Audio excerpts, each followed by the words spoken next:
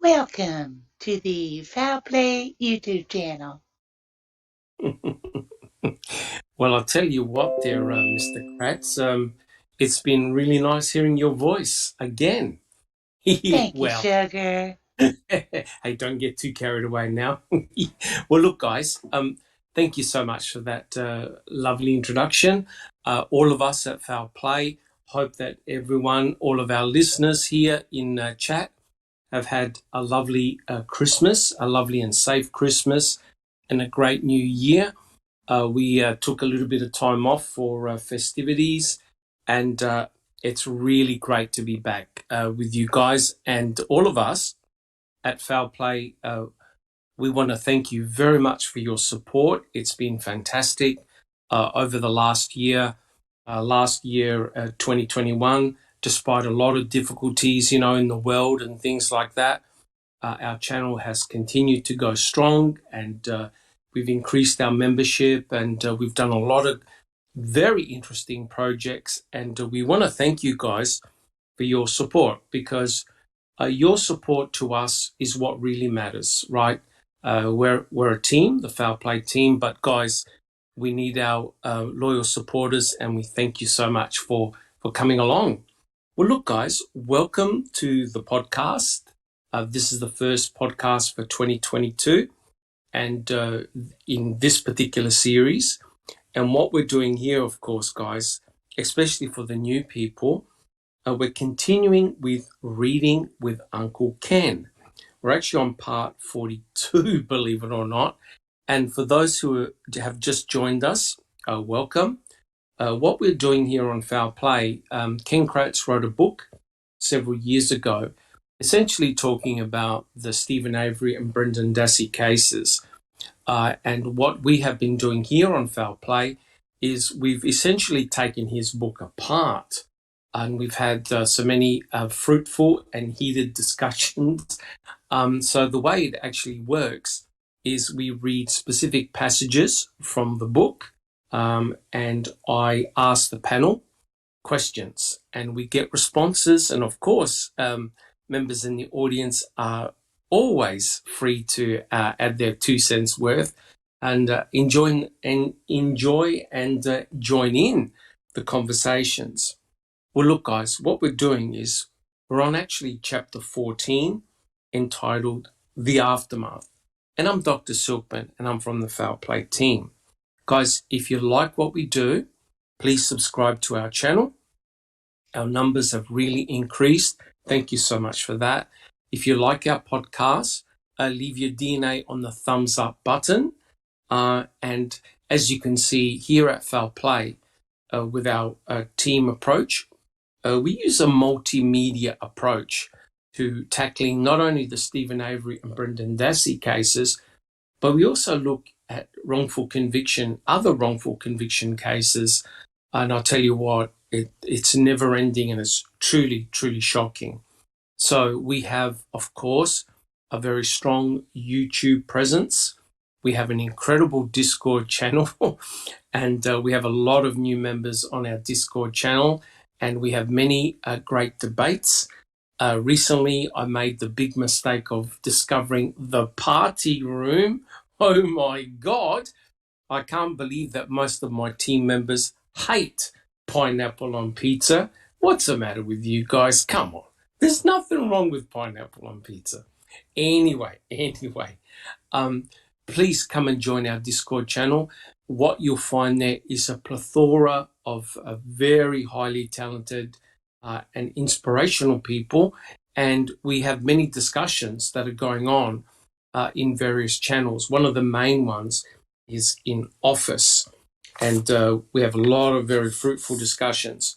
We also have a very extensive website, and this is where I'm just so impressed with the amount of work and effort by everyone who's contributed to the website.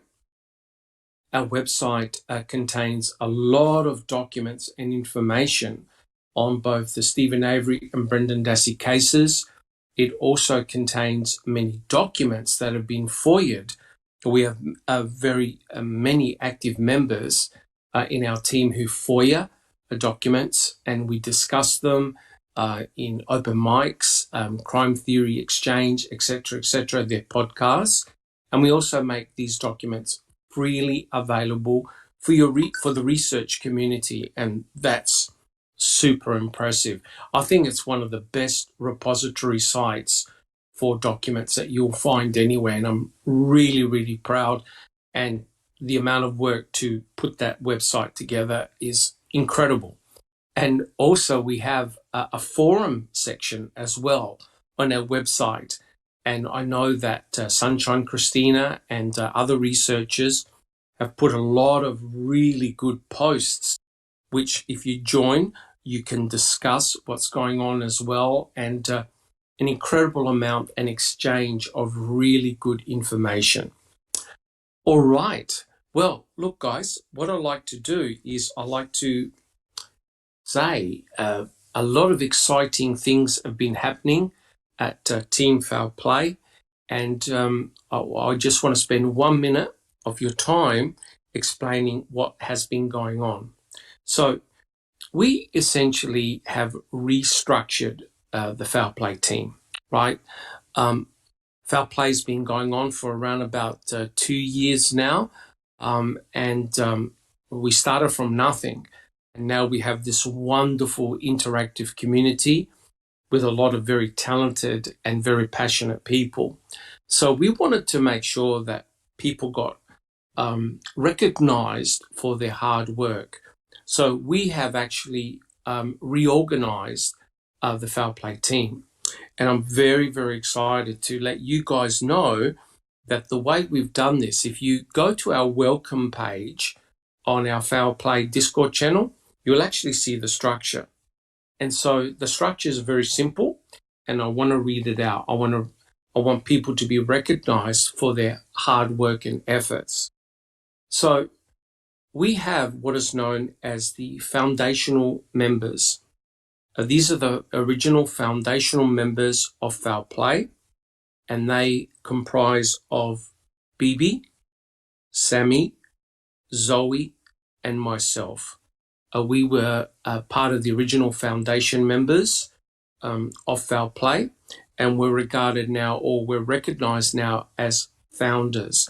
And our hearts and prayers and thoughts are out for Bibi at the moment, who's not doing too well, but fingers crossed that she improves every day. So she, of course, is a very important foundational member, and our thoughts and prayers are with Bibi at the moment. Next, and I'm very excited about this, we have new staff members of Foul Play. And this is in recognition of their extremely hard work over a long period of time. We have Jack61, Inexplicable Susan, and Neverly as well. They are our new staff members of Foul Play, and I want to congratulate each of them for their hard work and effort over a long period of time. Congratulations, guys. That's an awesome effort. And recently, as in just yesterday, we have a new administrator or admin member. And all of us were just blown away by what Yuriz has done. So Yuriz is our new admin staff member. Yuriz has basically done, or he's done a lot of things, but one of the latest things that he's done an interactive map of basically the entire case. So if you are interested in anything about burn barrels, the burn pit, the dog tracks, all sorts of forensic evidence that was found on the salvage yard and at the deer camp and at Cuss Road and the surrounding quarries, Yuriz has done an interactive map whereby if you're interested in any particular aspect of the case, it's on our website and you'll see it on the main page, interactive map. And that's amazing because it means if you're interested in something, you can deep dive. The map is fully interactive, and Yuriz has incorporated official crime scene photographs. So if you're interested in a certain aspect of the case, for example, the dog tracks, you can see it all on one map. And, that's a huge amount of effort. And we thank Yuriz so much for that. He's also done many other things in terms of doing spreadsheets for DCI reports, etc., etc. And, I tell you what, we are really damn lucky to have all of that on our website. And of course, the individuals that look after our website as well, huge effort. So guys, it's there for you as part of the Foul Play community, and that's awesome. And we also have our mods. Our mods play a very important role. They check things like chat, and they're in Discord, and they make sure that people are getting equal time, fair time, and, essentially keep out the trolls, of course, in any conversations that take place. And I like to thank all the mods for their huge effort. And our current mods are Just Rhonda, checking convictions, Alice in wrongful conviction land, and Sunshine Christina. And, guys, the mods, you're only as strong as your mods. It's as simple as that. Your mods play a very important role. And I want to thank everyone that I've named here. Now, the good thing is this. But we're going to have a process of nominations. So if you see someone that you believe is going to be either an excellent mod, an admin, or potentially a staff member in the future, we now have a process of nominating that particular individual, right? At Foul Play, we want to reward people for their hard work. Everyone here is doing this for free, right? And, that's truly remarkable that we give up our time, and also you guys in chat come along all the time and listen to us. And that to me is just fantastic. I've never seen this. We're very, very lucky to have the community that we have. And the other thing we have on our Discord channel, which has caused a lot of controversy, is our Member of the Month. So essentially, there are bots. Zoe has set up a series of bots that monitor your contribution during chats. And we have various levels that members attain. And at the end of the month, the person with the most tally or votes becomes the Member of the Month. And that changes every month. And our inaugural winner is Mystic Jinx. I don't think anyone was surprised with that. And of course, I don't think founders or staff members are eligible. Is that right, guys? Staff members and founders are not eligible. Right. Is that yeah? That's correct. That's correct. So all of us at Jack 61. Yeah, that's right. The staff and mods and admin are not eligible to be part of the bot. We're excluded. Correct. And I think that's very appropriate as well.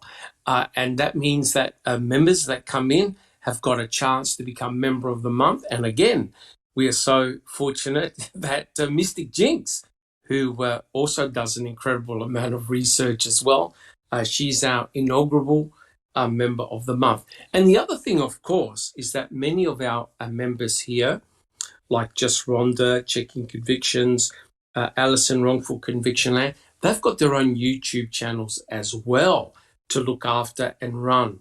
So we are very, very thankful that they're here with us, contributing to the Foul Play team. And what we're trying to promote here, guys, is a really good environment where you can post with confidence, right? We have a set of rules designed to protect people, to protect all of us. And the important thing is that we give each other support, right? Now, at the moment, all of us are very frustrated because we're still waiting for things to occur, especially in the Stephen Avery case. You know, Kathleen Zellner has been stonewalled for so many years now. It's just not funny. And we hope that some good news will come in the future, really for both Stephen and for Brendan. And again, you know, I've learned so much. I've personally learned so much through the incredible efforts of Jack 61 with his podcast, and Sunshine Christina with her podcast, about many aspects of wrongful convictions. And it's truly remarkable. And we're very, very fortunate to have everyone here on board. All right, guys. Well, that's enough of me rambling on. Again, welcome, guys. And what I'm going to do is I'm going to introduce our panel members for today so you can hear their voice and get them to say hi. We have Alice.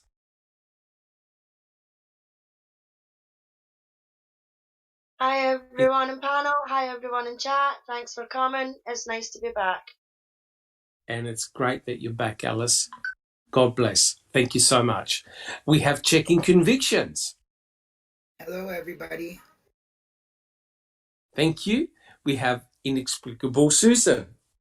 Hello, everyone. Nice to have you back, Alice. We have Jack 61. Welcome back, Alice. Hello, everybody out there in chat. Doc, it is a balmy -2, feels like -8, and it's 4:22 p.m. from Southwest Michigan. Hello, everyone. Oh my God. And if you haven't seen them, Jack 61's son, Galataki, has posted some incredible videos of his adventures in the snow. Unbelievable. Yeah, that was pretty cool. Your son's very cheeky, that's for sure. Yes, he is. I don't know where he got that from. That's certainly not from me. Oh, no, of course not. Deny.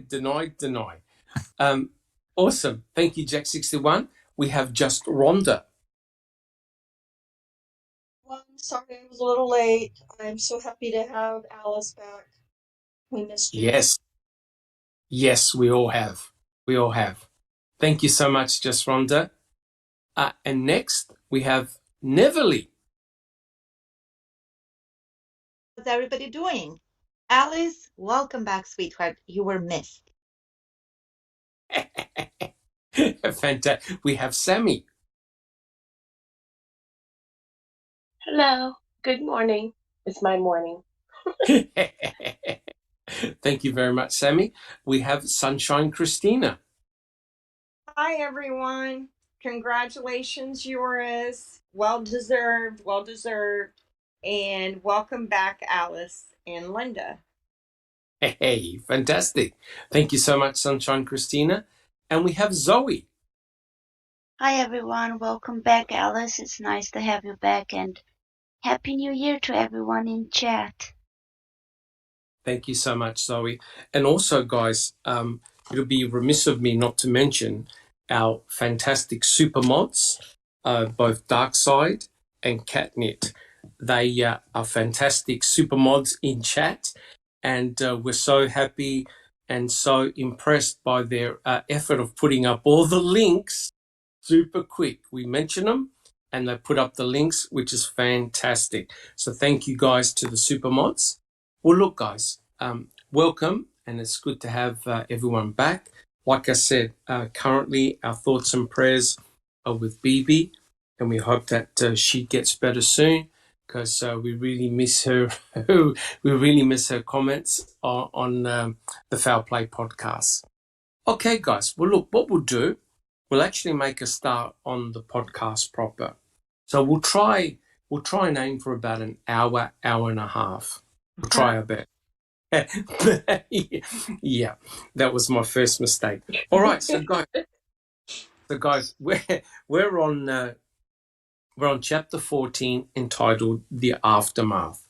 Now, one thing that I've learned really, really quickly is that Ken Kratz is not the only person to have written a book in which he basically destroys the main people that he's targeting. And in this case, Ken Kratz really, really went after Stephen Avery and not so much Brendan Dassey, more Stephen Avery. And I'm reading a book at the moment on the West Memphis 3, because what I like to do is do a series of presentations on the West Memphis 3. That's a truly, truly shocking case. This particular book that I'm reading, I'm not going to give out any names at the moment because I'm still reading a book. He basically spent, this particular person who wrote the book on the West Memphis 3, spent about the first probably 14 or 15 chapters literally taking apart Damien Eccles, especially Damien Eccles. And I'm thinking to myself, where the hell have I seen this approach before in a book? And there you go, Mr. Kratz has done exactly the same thing. So, you try and destroy and belittle the person that's been convicted. And this occurred in this book that I'm reading on the West Memphis 3, which is truly a tragic story. So what I like to do, guys, is I like to pick up on where we left off before on chapter 14. Keep in mind the strategy that Mr. Kratz has got in place. And it really wasn't only Mr. Kratz that started to attack the integrity of Stephen Avery from day one, when you think about it. All right, guys, we'll make a start. I quote, Avery has given at least 9 different stories of his contact with Teresa on that day, not counting conflicting versions he's given to reporters. Now, take note, innocent people don't lie about basic central questions in a murder investigation, like whether they had contact with the victim the day she was killed. Consider the following and try to think of an innocent reason for his inconsistent accounts. So what Ken Kratz does, he gives a lot of little snippets about Stephen and what he said. Now, guys, what I'm going to do, I'm not going to ask a particular question. I'm going to state the snippet and I want you to comment. Unmute your mic and see if you can respond to what Ken Kratz is alluding here. All right, so this is a snippet that Ken Kratz pulled from the 31st of October at approximately 4:30. The quote is this: Stephen tells Chuck Avery and Robert Fabian that Teresa never showed up that day. Okay, who would like to comment on that? Is there a logical explanation? Jack 61. I think that statement was misconstrued from he tried to call her back, and I don't think it has anything to do with that day at all. I think he's twisted what was said into something that fits his book and his narrative. Oh, correct. I mean, let's think about this, guys. There's no doubt Stephen Avery had called Auto Trader, right? Stephen Avery left a paper trail directly to his front door. Can anyone now imagine that Stephen is going to tell his brother and Robert Fabian that Teresa never showed up that day? Not a chance. Not a chance in hell. No way. Because even, Stephen's not a genius, at least, but he knows that he's left a trail. So I just, right. Again, the story is that he called Teresa back that afternoon to try to get her to come back to photograph the front end loader or something, other piece of equipment. But of course, correct. That didn't work. But, again, I think this is all just contrived bullcrap from Kratz to fit his narrative. Correct. 100% correct. Yeah, I mean, Stephen Avery had discovered that they also sell end loaders in the Auto Trader magazine, and they actually were considering selling one of the end loaders. So Stephen Avery had called back Teresa in the afternoon to get her back to see if she can come back and take another photograph. But it's rather remarkable that Kratz really wants us to believe that Stephen told both his brother and Robert Fabian that, oh no, Teresa never showed up that day. Now, think about it. If Stephen really said that, that sets him up to be a liar from day one. And if you're set up to be a liar from day one, the police are going to look at you with incredible suspicion from the get-go. Does anyone else have a comment for that particular statement? Save Neverly. it for afterwards, Dr. Silkman. I was going to save it for afterwards to say that what else can he do but then portray Stephen as this villain, right? So he's going to take a chance. Like his whole book is about twisting and turning and manipulating words, taking things out of context just to prove his point. So I want to go along with what you're doing. And I totally agree with Jack. That was misconstrued. That may have been probably was said on a different day because Stephen wouldn't do it because, as you said, what would be the reason and point to say something like that? Absolutely correct. 100% correct. And the other thing that's really ridiculous is that both Earl, when Earl was spoken to by law enforcement, Earl swears that statement never occurred on the Monday because he wasn't sure whether they went rabbit hunting on either the Tuesday or the Wednesday. So the recollections are very, very different, right? So if there's any information about Stephen Avery talking about the photographer referring to Teresa Halbach, it's because she never answered his call about coming back in regarding of putting in an advert for an end loader, right? The last thing you want to do is to lie straight up front because the police, law enforcement will act upon that immediately. All right, guys, does anyone else have any comments about that one?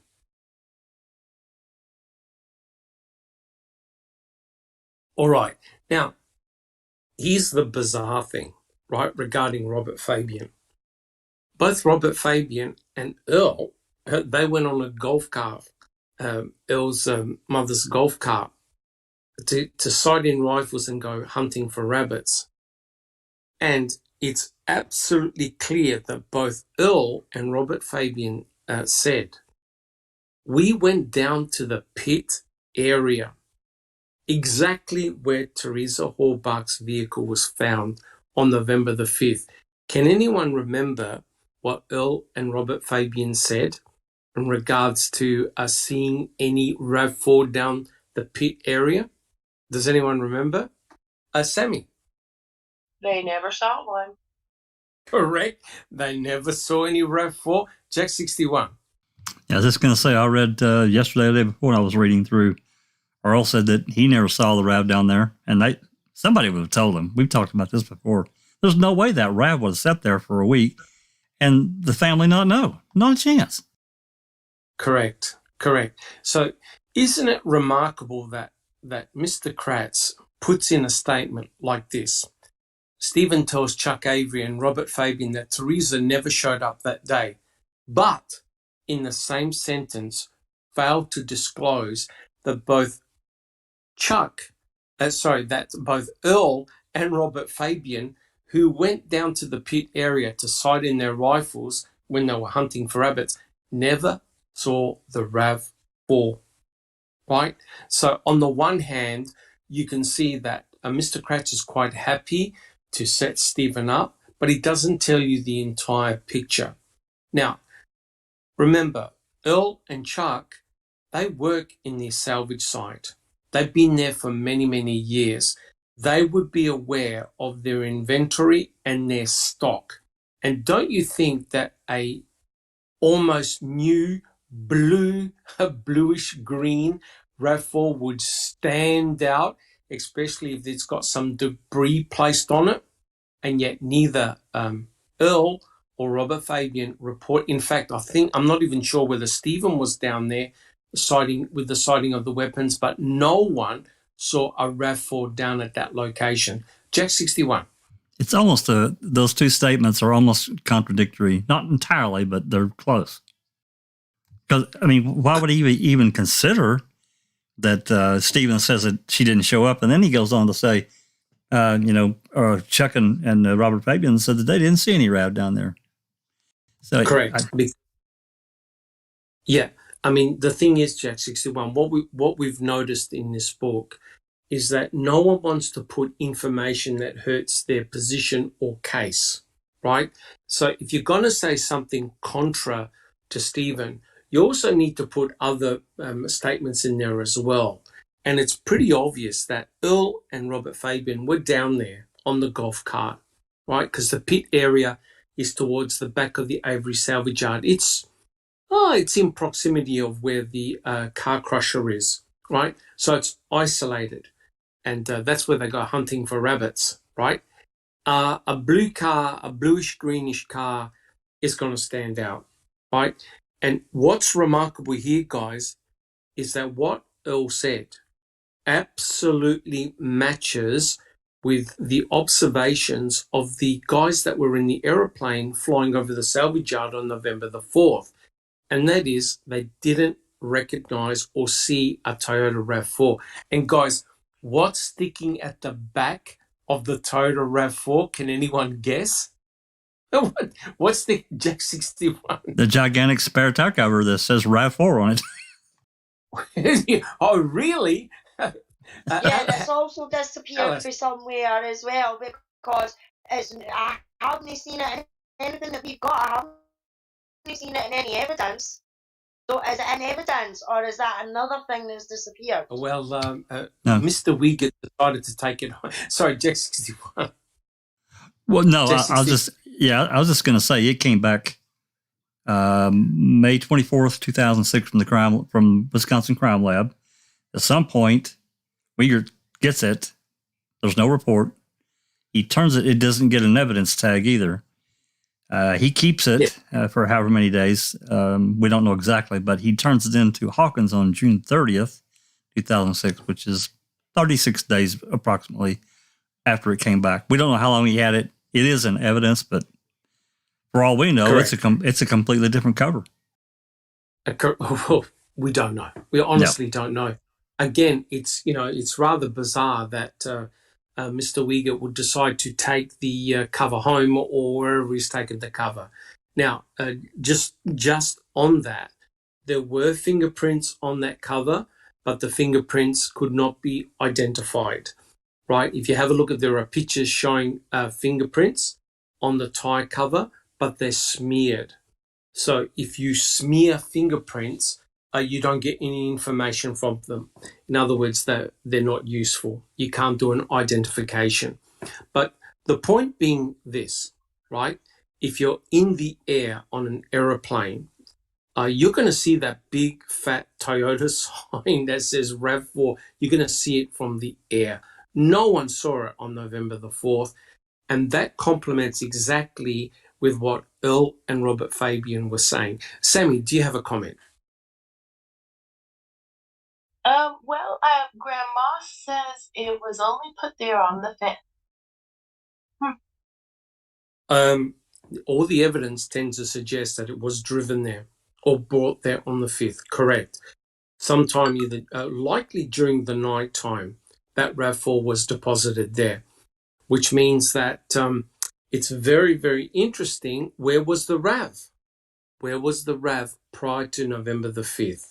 Right, and it seems all too convenient, and I know Bibi would say, how convenient that, right, Jack 61? Absolutely. And, just one more thing to add to this whole thing here, Doc. If that RAV would have shown up on any of the flower footage, don't we think for sure that Kratz would have played that video? It would have somehow leaked to the press right afterwards, and they would have been playing it for the next 8 months until trial or whatever. Party over.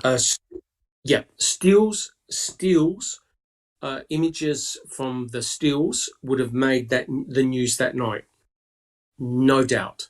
And I would say probably 200 officers would have descended on the Avery salvage yard on that Friday. No question about it.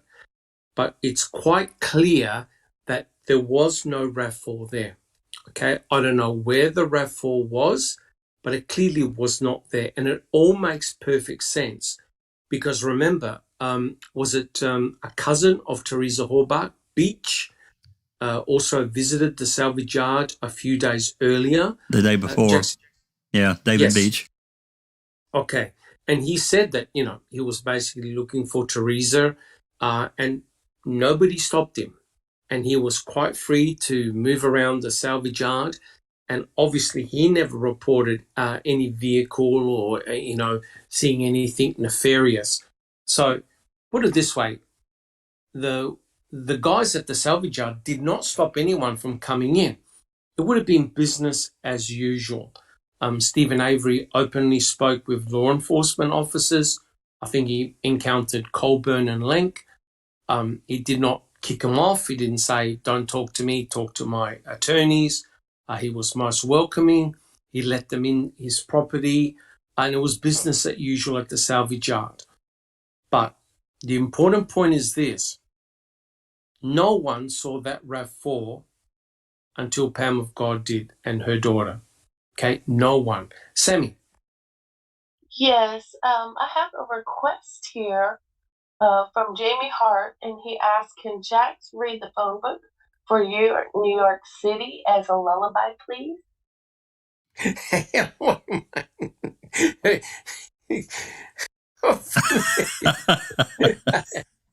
Is that number plate? Yeah, it is. That is number plate. Yeah, there you go. Every time we talk about the RAV4, he makes us smile. we need to get Jamie on our podcast. Neverly, do you have a comment? Paul Ward in chat. It says, would the Avery family not have a booking in for a record for scraped cars in the yard? Like if someone came in and looking for parts for a certain type of car? Yes, they do. I don't know if they, yeah, it seems like because Earl claimed that he knows every single car out of 4,000 where they are. And I believe that, totally believe it, because that's his business. That's what he does. That's 100% correct. They've got, in fact, all their books were taken. All their books in the office were taken. So every car that comes in, every car that goes out, they've got a record, right? They keep a record because someone will come in and say, hey, look, do you happen to have a RAV4? I'm looking for a starter motor. Oh, yeah, it's down there. So in other words, they keep a book, an inventory of all their items. Yeah, they have a system, right? They've got a system. Not only do they work there, but they grew up on that yard. So they know, the back. Yeah, exactly. They know every vehicle. They know every vehicle that's in that property. Sammy. I just want to say from experience, I had family that had an auto body shop, and every vehicle that did come in there, we had junkers.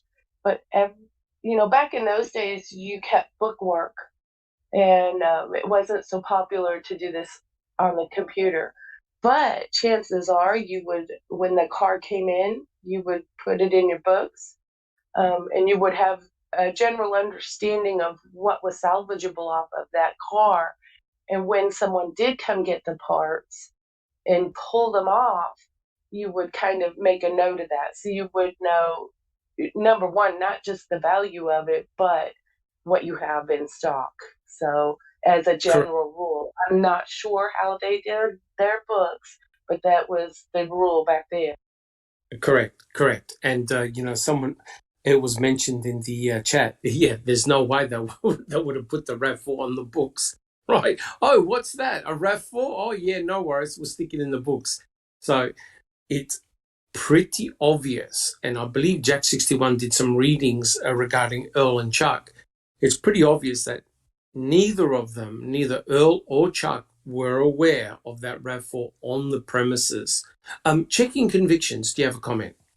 Yeah, it's also a legal obligation when they get a vehicle in there to keep track of the VIN numbers for insurance frauds and for accidents and such things like that. So it is, they have to keep a book on it. Correct. And when you think about it, the RAV4 was in a when Teresa was driving it, was in a perfectly good condition, drivable condition. There's no way that anyone would have put a car in that condition amongst junked vehicles. That would have been, say this murder didn't take place and someone had brought in that RAV4, that would have been a vehicle that would have been flipped pretty quick and sold because it was in very, very good condition. It's not something that you put in amongst junked vehicles. My point is, both Chuck and Earl, or Stephen or anybody else, would have immediately seen that RAV4. It didn't look right.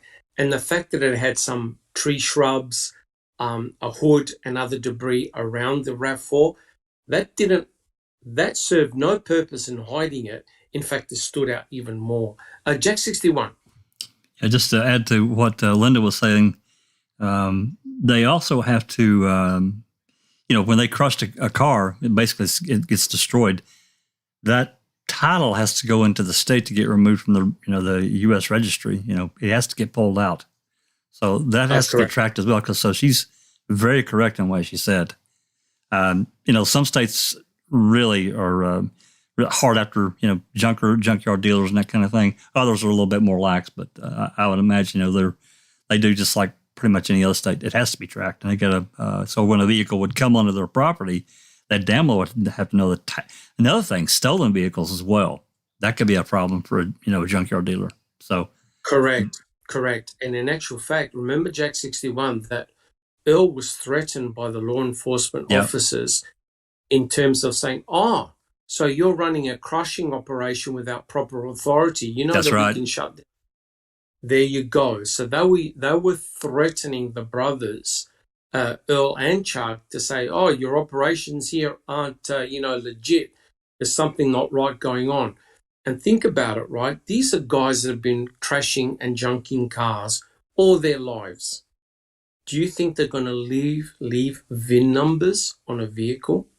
Does anyone actually believe that they would have left VIN numbers, which is exactly what was used to trace the origin of that vehicle, on the car? Does anyone honestly believe? Say this murder took place and Stephen was responsible. Stephen's worked with cars. He knows exactly how they're traced. Is he going to leave VIN numbers? Anyone? Alice? No chance. No chance in hell. Not one of them. As you say, Doc, they've worked with cars for years. They know how it works. You know what I mean? You know what it was like back in the 50s and that. You never know if they maybe got a dodgy car here and there or something like that that's got the VIN numbers and that thing made off and things like that. So they know that there's something funny, So something as easy as a VIN number, you're guaranteed they're going to know what to do with it, and there's no way that they would have left that car like that and with all the other cars there. There's no way, you know what I mean? They wouldn't have just covered it with branches. It would have been disguised a hell of a lot more. It would have been stripped, crushed, and hidden in amongst some motors or something like that was already crushed. No sitting up on an embankment with a few branches and a bonnet on top of it. Correct. And don't forget, they had the ability to crush the vehicle and to bury it. That an end loader with a bucket. They could have dug a hole in the middle of the night, buried it, put junk cars on top. Ain't nobody going to find nothing.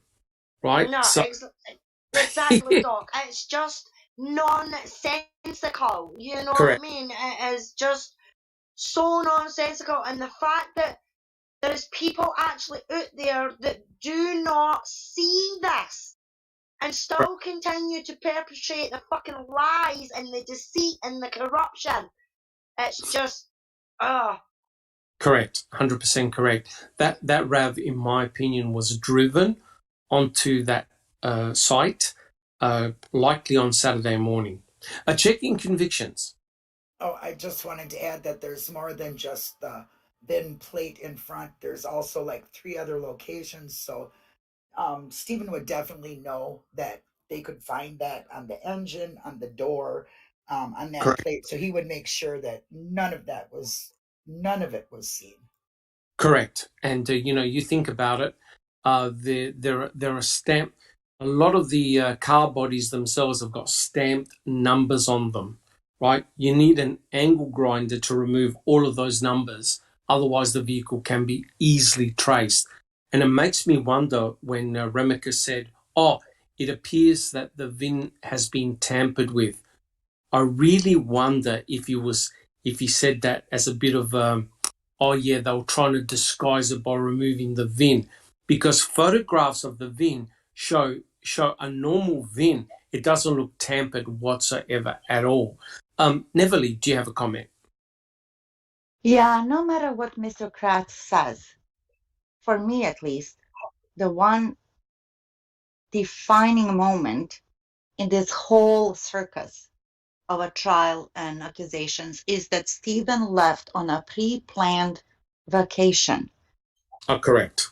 And I mean, who would do that? You wouldn't do it if you were hiding something. No. Let alone leave the car on the salvage yard. Come on. And bring bones back to his and his sister's burn barrel. Come on. That's correct. That's correct. It's very frustrating to listen to it, but it's kind of laughable if it wasn't such a serious situation and if we weren't this invested in finding the truth. In this case, it would be laughable, but it's not. It's really not. That's correct. That if his intentions were to crush that vehicle, Stephen would have had a sudden mystery illness on Saturday morning and said, look, guys, I'll come up later to Crivets. I've got a few things to do. He would not have left that RAV4. Think about it. Law enforcement officers went to his premises talking about Teresa Orbach. That all of a sudden would have sent red flags up. The press went and spoken with Stephen Avery. That would have sent red flags coming up. Teresa's own cousin came to his property looking for Teresa. That would have sent red flags up. And the other one, law enforcement flew a plane directly over the salvage site. And yet Stephen goes to Crivets. His house on the 3rd. Correct. Yeah, that's correct. We'll continue that in a second. Inexplicable Susan. Yeah, he also had 5 days to get rid of this RAV if Stephen did it. I mean, come on. Correct. I mean, he could have done it, Monday, Tuesday, Wednesday, Thursday, Friday. He just leaves it sitting there. Please. Correct. And it goes to show that, the entire murder scenario makes no sense, because if you plan a murder, you've got to plan, okay, I've murdered this individual. Oops, now what am I going to do with the body and the possessions of that individual? Oh, this person happens to have a car. How am I going to get rid of that? So it's quite clear that Stephen had no clue that RAV4 was there. You look at the look on his face. His brothers had no idea that RAV4 was there. None of them did. Just Rhonda. Thank you. Going back to what Susan said about the 5 days he could have gotten rid of the RAV. That's not true, because they spent 5 days cleaning up all the blood and evidence. So. Correct. Yeah. I mean, all jokes aside, we know it's a bit of a farce. The whole RAV4 thing is really, really crazy. And when Stephen Avery was arrested on November the 9th, I'll never forget it. Uyghur and Fassbender told Stephen exactly how that RAV4 was placed where it was found, and that it was driven from the deer camp through the quarry and placed from the back. And that complements exactly what the dog tracks show. Jack 61.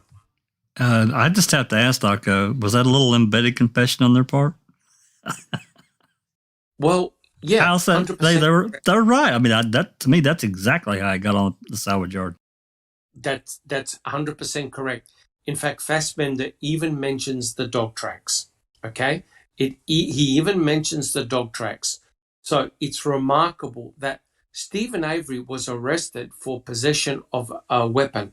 as a felon, as a convicted felon. He wasn't even arrested for murder on November the 9th. And here, Fassbender is disclosing to Stephen Avery how that RAV4 got on the premises. Well, if you think that's ridiculous, how do you think Fassbender and Wiegert would have responded when Brendan said, oh, no, we drove the RAV4 past Chucky's house, past Mama Avery's house, and we drove it the back way to the pit, which is an exact contradiction to what Fassbender and Wiegert told Stephen on November the 9th, right? That goes to show they should have tweeted immediately that Brendan had no clue. He had no clue about the RAV4 and how it got there. Now, think about it, right? On the RAV4, you've got the CD case with blood on it, smeared on it. 50% of the CD case was smeared with blood. You have got bottles of water on the passenger seat. Now, Brendan Dassey was meant to have driven on the next to Stephen Avery on the passenger seat, with Teresa Horbach was originally placed in the back. So therefore, where is the blood? Where is the evidence that Brendan Dassey ever was in that RAV? And the answer is there's none. There's no evidence that he was in the RAV4, and there's no evidence on his pants as well. Jack 61. I was just going to say he was never in it. And, you know, we've talked about that CD case before. I was talking to someone about it last night, and how is it that, I mean, I really don't understand, even with all the, you know, let's just say Stephen was openly bleeding out of that cut on his finger. It gets on this CD case, but I mean, it's smeared all over it. So that indicates to me that there was something else going on. Something else happened. Correct. Basically, if you, why would he be smearing his blood on a CD case, right? Isn't Brendan Dassey meant to be sitting next to him? That's right. And how did he get his blood on the passenger seat? Isn't Brendan Dassey meant to be sitting with him, right? All those things make no sense whatsoever. And the other thing, which is, and I agree with Mystic Jinx, I think Mystic Jinx has got it right. The droplet of blood on the frame on the passenger side, the back door of the passenger side, the drop of blood that goes all the way down, it's on the sort of like the metal part. That tends to suggest that whoever got in that RAV to plant the blood actually came in from that door, leant in, put the droplets of blood, and then went out, right? Yeah. You're talking about in the door jam. You're talking about in the door jam. In the door jam, yeah. Which is a solid droplet of blood, which means if you're saying that Stephen Avery did it, that means he's dripping blood, drip, drip, drip. What you don't find is blood everywhere. You look at his I think it's the F350 truck, his black truck. There are tons of droplets of blood. You look at his Pontiac Grand Dam near the gear shift, there's blood droplets everywhere. Sunshine Christina. I was just gonna say, that blood drip drawn on the door jamb is like the biggest piece of evidence that the blood was placed inside, because there's no satellite blood drops, and there's no, I forget the name of it now, I think it's called waffling. Like when the blood drops, it doesn't drop in a perfect circle. No matter how much you magnify that droplet, and we got some really good pictures of it. Yes. There's no whatever the word is, where it's just a perfectly blobbed on, drawn down bloodline, and gravity doesn't run straight down like that. Correct. They just really, whoever did it was in a rush and just tried to throw it in there and get away with it, I think. Get in. and get out. And that's exactly what it looks like. And we've discussed it as a group. The RAV4 is a manufactured crime scene. It's too clean. It's way, way too clean. Alice, do you have a comment? Yeah, as I says for the beginning, Doc, I've watched Making a Murderer and looking into everything, and being part of foul play and everything like that. And it's one of my strongest opinions ever is the fact that Stephen got exonerated with DNA in 2003. They were adamant that there was no way he was going to be exonerated by DNA again. So they planted his DNA. Oh, no doubt. That's why you've got the smidge that's supposed to be coming for his cut finger, which looks like a Q-tip. That's why you've got the dots, because that's what it is. It's like somebody's went about with a droplet or something like that, weighs blood, and put it on a bit of here and a bit of there and a bit of here, but forgot to put it on the most important parts, like the door handle, the gear stick, the stick shift, if it was a stick shift, the steering wheel itself, all the places where there should have been blood, there wasn't. It was only there wasn't. So to me, it's planted from the beginning, and that was to get him on DNA so that he couldn't be exonerated by DNA again. 100% correct. And you think about it, and it resonates in me with what Jean Couchet said about the fact that DNA evidence could be fabricated.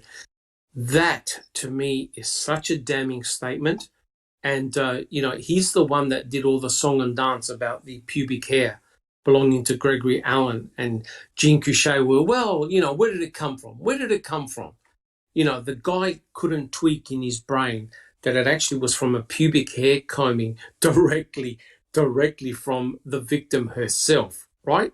And so there's no non-nefarious answer to what Gregory Allen's pubic hair is doing in the pubic hair of the victim that he attacked, right? And the mere fact that Jean Couchet was still questioning it, Alice, I agree with you.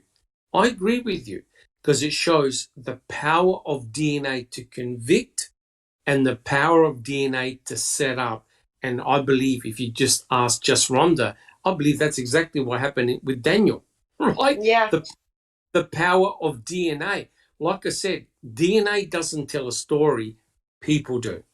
So you concoct a story to fit your theory, right? Yeah, well, even Jean Couchet in his deposition, Doc, says that he didn't believe the DNA because DNA could be planted. 100% correct. And we all know what happened to Jean Couchet, right? They found him dead with a Bible in his hand. How remarkable is that? 1 or 2 days before the trial, right? That's right. How convenient, yeah. 100%. I have a question. Yes. Yeah, Yes. yeah, I do. Back to the drop of blood on the inside of the door. Is it door jamb? I always wondered, how come that blood drop is so pristine, and when you open and close the door, wouldn't it get like somewhat altered? It potentially Just from could. the air. You know what I mean? Not even if it's like metal to metal touch, but just movement and energy of the air, it would kind of smear it somehow. If I could just interject. Yeah. Doors on automobiles and so forth, the metal is not really designed to touch. That's why you have that rubber seal around. Yeah. But you are correct. Unless it dried very quickly, you would think that big of a drop, there would have been some alteration. I don't know. I don't trust they any of it. opened the door, dropped the blood, and left the door open. You know what I mean? Yep. That's possible. That is possible. Again, just out loud. Yeah. Again, we're only speculating here, but what is rather disturbing is that Kathleen Zellner's expert on blood spatter, they were able to reproduce it very, very easily with a dropper. So with a dropper and a Q-tip, they were able to reproduce everything that you saw in the RAV4, everything. To get blood flakes, you let blood desiccate and dry. that's very, very easy. Now, I must admit, it is very, very tricky to you don't bleed blood flakes, and the blood flakes are result is when blood dries, right? So you can easily get blood flakes, but the question is, how did those blood flakes ended up in the RAV4, right? I still can't work it out. Plus, you've got blood on fabric, the fabric of the seats as well. But that droplet on the back of the metal on the back part of the door, that to me indicates the point of origin that someone came in order to plant blood in that vehicle. Jack 61. You know, not being a scientist than you are, I'll ask you the question. Another thing to consider in that part of the world and at that time, if we say, you know, let's just say that the planting happened at the Avery salvage yard, which I think many of us suspect, it was not warm by any means. So, I mean, I don't know how quickly, you know, I'm thinking it was 40-ish degrees that afternoon, that day. Yeah. That's pretty chilly. I mean, it's not, how long is it going to take that blood to solidify or whatever? Not too long, because solidification is going to be affected by temperature as well. Right. Also the surface in which it attaches to. So I could imagine, I know that Kelly has done, and she's in chat, Kelly has done a lot of experimentation on blood, and I really hope that she does a presentation on it, because it'll be awesome, you know. It would. Put that information out there, Kelly. I'm sure a lot of people will be interested in it. So, you know, clotting, all those things, surfaces, temperature, all of those things are going to affect the clotting. But Kathleen Zellner's blood spatter expert very easily showed how that droplet can form. It forms by one drop from a dropper, and it forms by gravity. And if you think about it, why would Stephen be bleeding in that particular spot? Why? I mean, you say, okay, he had to put the victim in the back. Well, that's easy. You open up the back door. That he drove the vehicle. Well, use the driver's side door. Why do you have to open up the back door in particular? It makes no sense. And that is a solid droplet of blood. It's not a small droplet. It's a solid droplet of blood. Jack 61. Well, add to that, you know, if he goes in through that door, that's the back right door. He's going to use his right bleeding hand to open that door. As far as I know, they didn't find any blood there. I mean, I know that it rained and so forth, but still, you know, maybe, I don't know. It doesn't make any sense to me either at all. That's 100% correct. Yep. The fact the entire RAV4 from a blood perspective makes no sense at all. And I know that during the trial, they showed pictures of the Pontiac Grand Dam and I think it was Stolke. He was asked the question, well, does this look like someone that's actively bleeding? You know, the blood drops. And he goes, yes, right? And I agree with him. And even Stephen said, hey, look, I cut my finger, and I was bleeding profusely. I went and got a charger from a Pontiac Grand Dam. Drop, drop, drop, drop. That's exactly what you'll find. But if you notice, there's blood on the gear lever shift, right? On the shift lever, right? Now, Brendan Dassey told Fassbender and Wiggett, both Stephen and him drove the RAV from the garage right down towards Avery Road and then up towards where the crusher was, do a right-hand turn and dump it in the pit. So that means that you need to put your park brake down, you need to put the car into gear, and you need to put your hand on the steering wheel, right? And you're constantly bleeding. There's no blood anywhere that would indicate that car was driven. Sammy. Yep, Cali Cal says the blood on the frame is planted based on the fact that there's a small, perfect round drop about it to the right. I created the same drop from the tip of my syringe and didn't even realize I did it. I will put the pic up in Foul Play so you can see a comparison. Fantastic. Fantastic. And, that's why, Kelly, I implore you to do a presentation on your blood evidence, because I think it is very important because, like I said, Kathleen Zellner's team was able to reproduce every one of those droplets, all the blood that was present in that RAV, right? And Ken Kratz was saying, oh, yeah, but there's different types of contact stains, droplet stains from gravity. Well, Zellner's experts showed how easily it is to do. And I believe if you have a vial, a small little tube of blood, a dropper, you could add all the blood in that RAB within 1 or 2 minutes. You're in, you're out. I agree with Mystic Jinx. I think she's nailed it in that's where they entered in.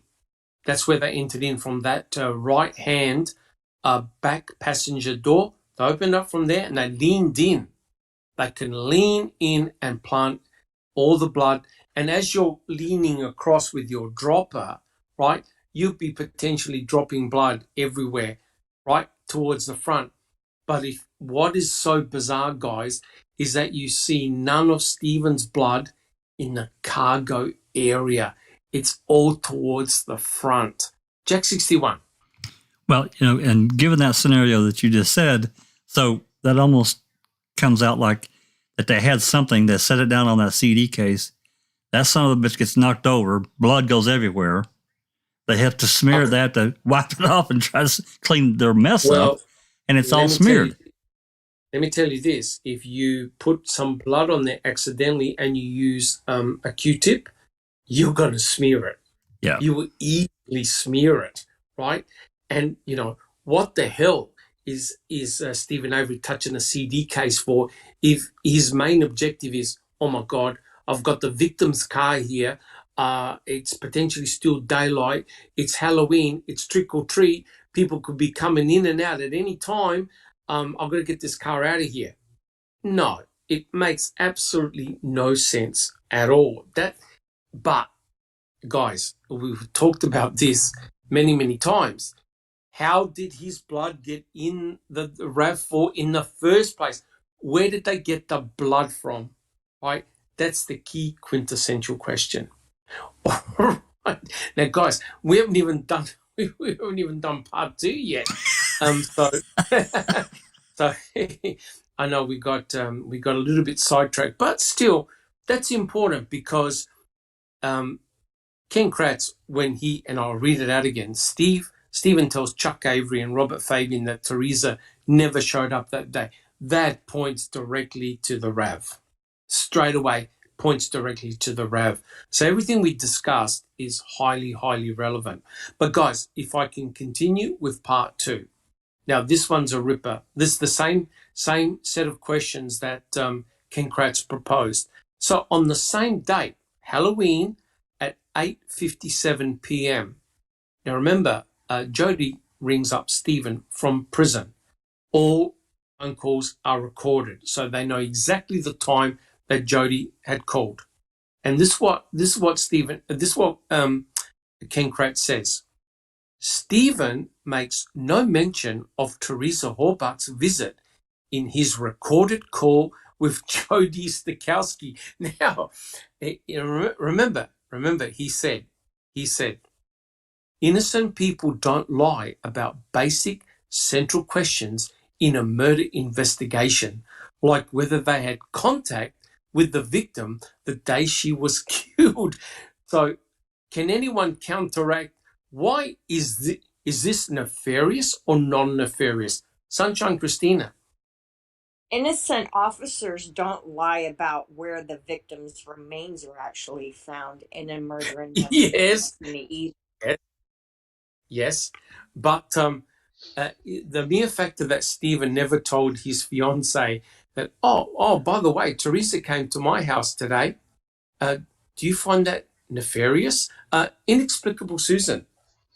Is this actually one of his 9 instances of Stephen lying? Oh, for fuck's sake. Oh, come on. The fact Correct. that he didn't mention to Jody. Why would he mention it to Jody? I mean, that's just, God, talk about stretching, Kratz. Man. Or also, Correct. we're still missing phone calls from Jody and Stephen prior to Halloween, correct, Jax? Yes, I Yeah, believe. we're missing we're missing by my best count, I think we're missing 6 or 7 phone calls from October 28th until November 4th or 5th. There's several calls now that can't get them. I've tried. And I have this feeling that in one of them, Stephen is telling Jody Teresa will be out, or the auto trader girl is coming out to take pictures of the van. Or the fact that the bed was rearranged, right, which completely destroys Brendan Dassey's viewpoint. Neverly. Yeah, your question, Dr. Silkman. First of all, Stephen did not lie to Jody. He just didn't mention it. What he didn't mention is something that it's totally irrelevant to what Jody and Stephen talked about. So It's like, okay, it's equivalent to my mentioning the postman came today.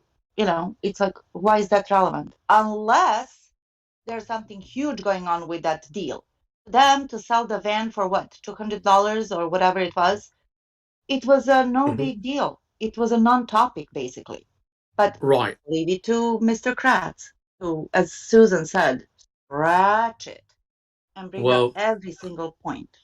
That's correct. Well, like I said, I'm reading this book on the West Memphis 3, in which the author absolutely destroys Damien Eccles. Everything he's done. Heavy metal music, wearing black, long hair, being in a mental institution, he rips them to pieces. Because basically what he's trying to say in this particular book is that, yep, Damien Eccles, he was the leader of the pack and he killed these 3 boys. Have a look at what Ken Kratz is actually doing right here, right? Because Stephen failed to mention something which is so mundane, so routine to his fiancée that he's hiding something. Now, how ridiculous is that, right? Your fiancé is in prison, right? Your fiancé is in prison and, they're talking about all sorts of things, mundane things about expenses, costs, getting out of prison, blah, blah, blah. Why should Stephen say to Jody, oh, by the way, I had a photographer here taking a picture of my sister's van, right? Now, it makes no sense, yet Mr. Kratz is using that as a form of evidence that Stephen had raped, murdered, mutilated, dismembered, cremated Teresa Hallbach, while he has done all of this with his nephew, and then he has a casual conversation at 8:57 p.m. with his fiancée Jody, and he fails to mention the fact that, oh yeah, by the way, Teresa took a picture of a van. Jack 61.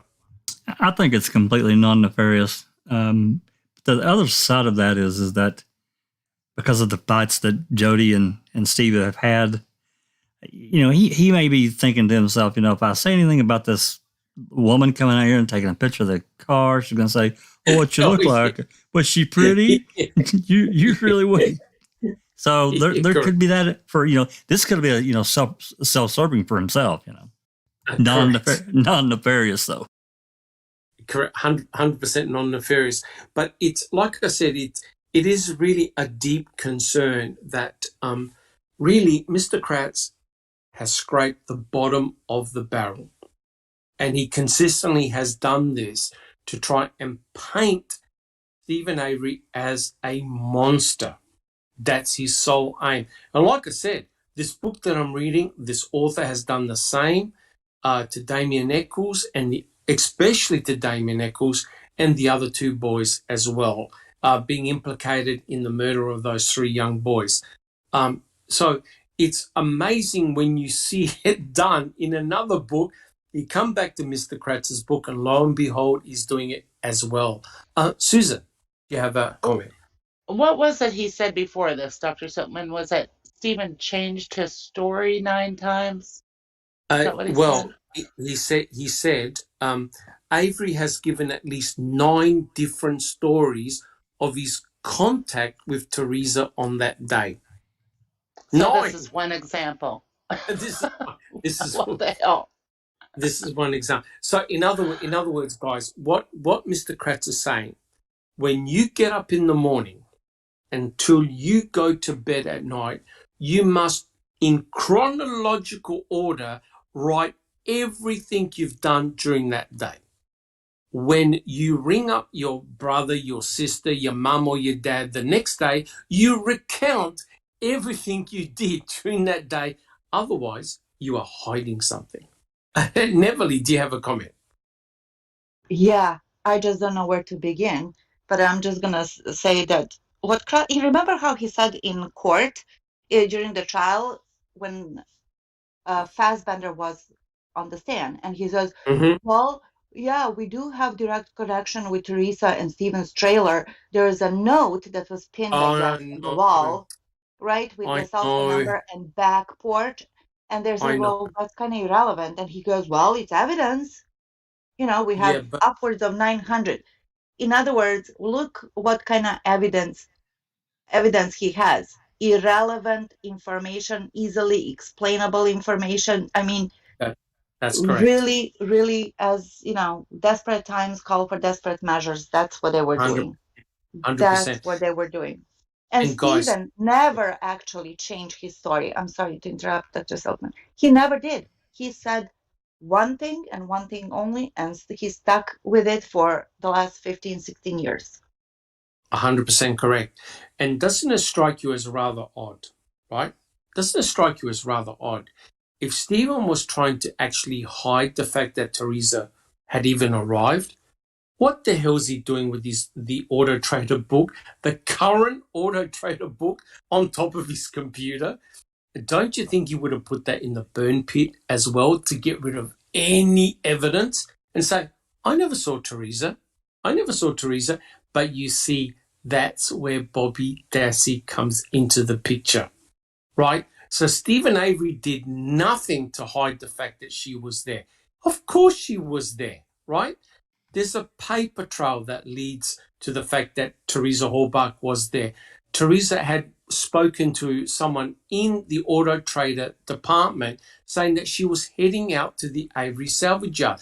Teresa Halbach had rung Barb's residence and left a voicemail saying, I'm coming out there this afternoon. So it was obviously known that Teresa Halbach was heading out there, right? But for Mr. Kratz to highlight this point that because Stephen didn't mention Teresa to his fiancée Jody, who was in prison, somehow that's nefarious. And like I said, it's rather remarkable, and I think Mr. Kratz is really scraping the bottom of the barrel here. It's shocking. All right, guys. The next one is on the 3rd of November. This is between 6:30 and 7 o'clock. I quote, Stephen finally concedes to Sergeant Andy Colburn that Teresa did show up Monday afternoon, saying he saw her through the window but never made face-to-face contact with her. Now, before you comment, this was Ken Kratz made this a huge point in court. Remember when he said, he never spoke to her. So in other words, he was trying to catch out Stephen in a lie. Does anyone like to make a comment? Susan. I believe what Stephen was saying is he didn't have a conversation with Teresa. 100% correct. Stephen many times has said it was a high and buy. Here's the money. Thanks for the book. I don't need a receipt. See you later. Because how many times did Stephen say, Teresa comes, spends 5 minutes taking her photography, writes down a serial number, gets either paid or whatever, and that's it. She leaves. She doesn't stick around. So Ken Kratz made it a huge issue during the trial. Oh, he never spoke to her. Well, that's not what he said later on. So you now have to be extremely careful with what you say, because they'll twist it. Law enforcement will twist it to see if it's to try and make it nefarious. Neverly, did you have a comment? I agree with what you and Susan said. He stuck to the same thing. It was less than 5 minutes. Hi, bye, receipt. He didn't even take the receipt. Correct. And he said, he goes, why would I? You know what I mean? It's like, why would I do that? Correct. And he said, I leaned onto the car. You know, it was just like in and out, basically. Goodbye. Correct. What's nefarious about that? Yeah. Correct. 100% correct. And that's the importance, because a lot of people that would have read Mr. Kratz's book, they haven't done the research like we have and like the good people in the chat have, right? So people look at this going, oh my God, he really is a killer. You know, he did all these nefarious things. He tried to hide this, tried to hide that.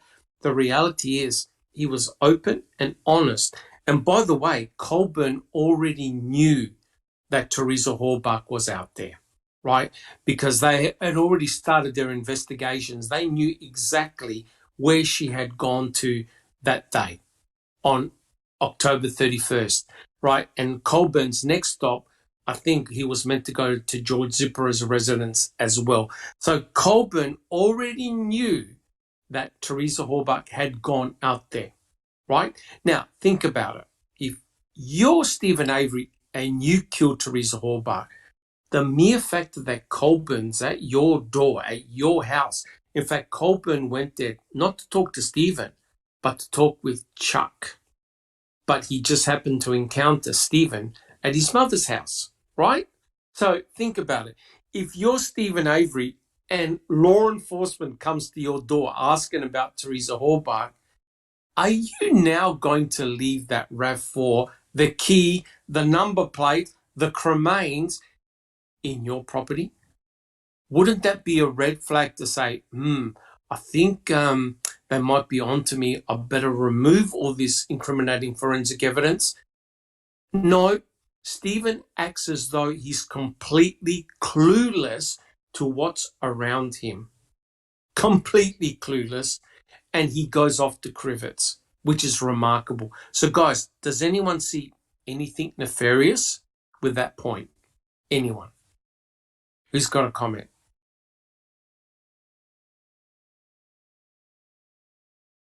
Okay. I'm sorry, Doug. I just don't think I don't think him not saying anything to Jody is nefarious at all. I just don't see it, because they have a limited amount of time to talk anyway, and there's just I just think it's nothing. He's making nothing. Right, but do you think he was hiding anything from Andrew Colburn? Oh no. No, of course not. Of course not. He was cordial. He was even asked in court, well, what was the demeanor of Stephen Avery? He was cordial.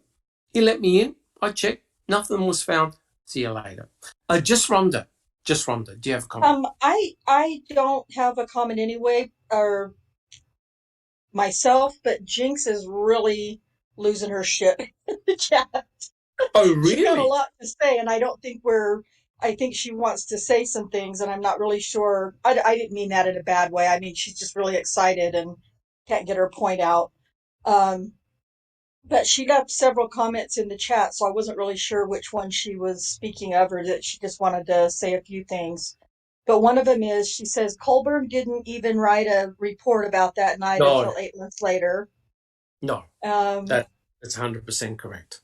And she says that just he didn't know where she was going, and they didn't have a convo, really, business as usual. Mystic Jinx thinks Colburn did not even write a report about that. Oh, she said that one already. Yeah, I'm Yeah. really sorry, Jinx. I'm screwing this up for you. I'm not really sure what. She just says, damn, I need to get on this panel. Well, the thing is, you could always join Mystic Jinx in our chat on Discord, right?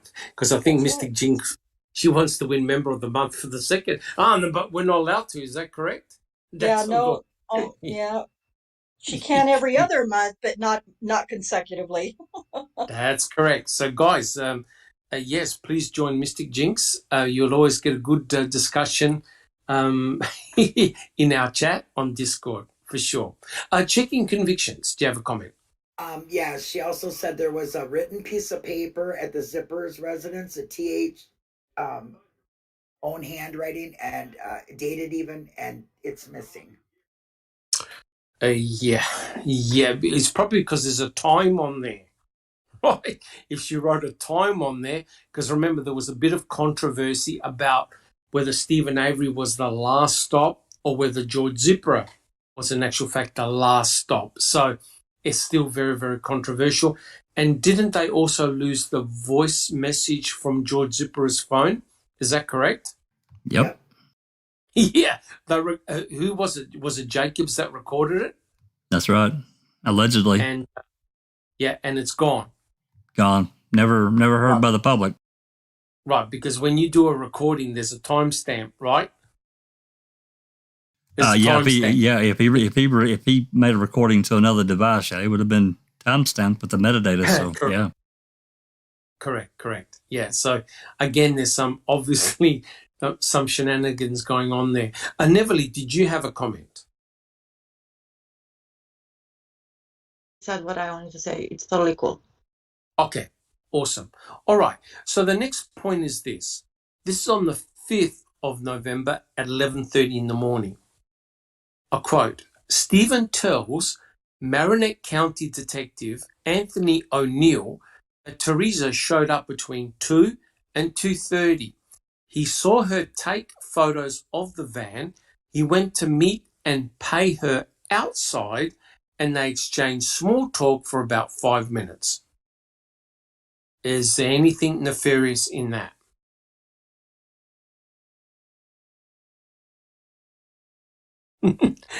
Anything nefarious in what he just said when he was talking to O'Neill? Alice?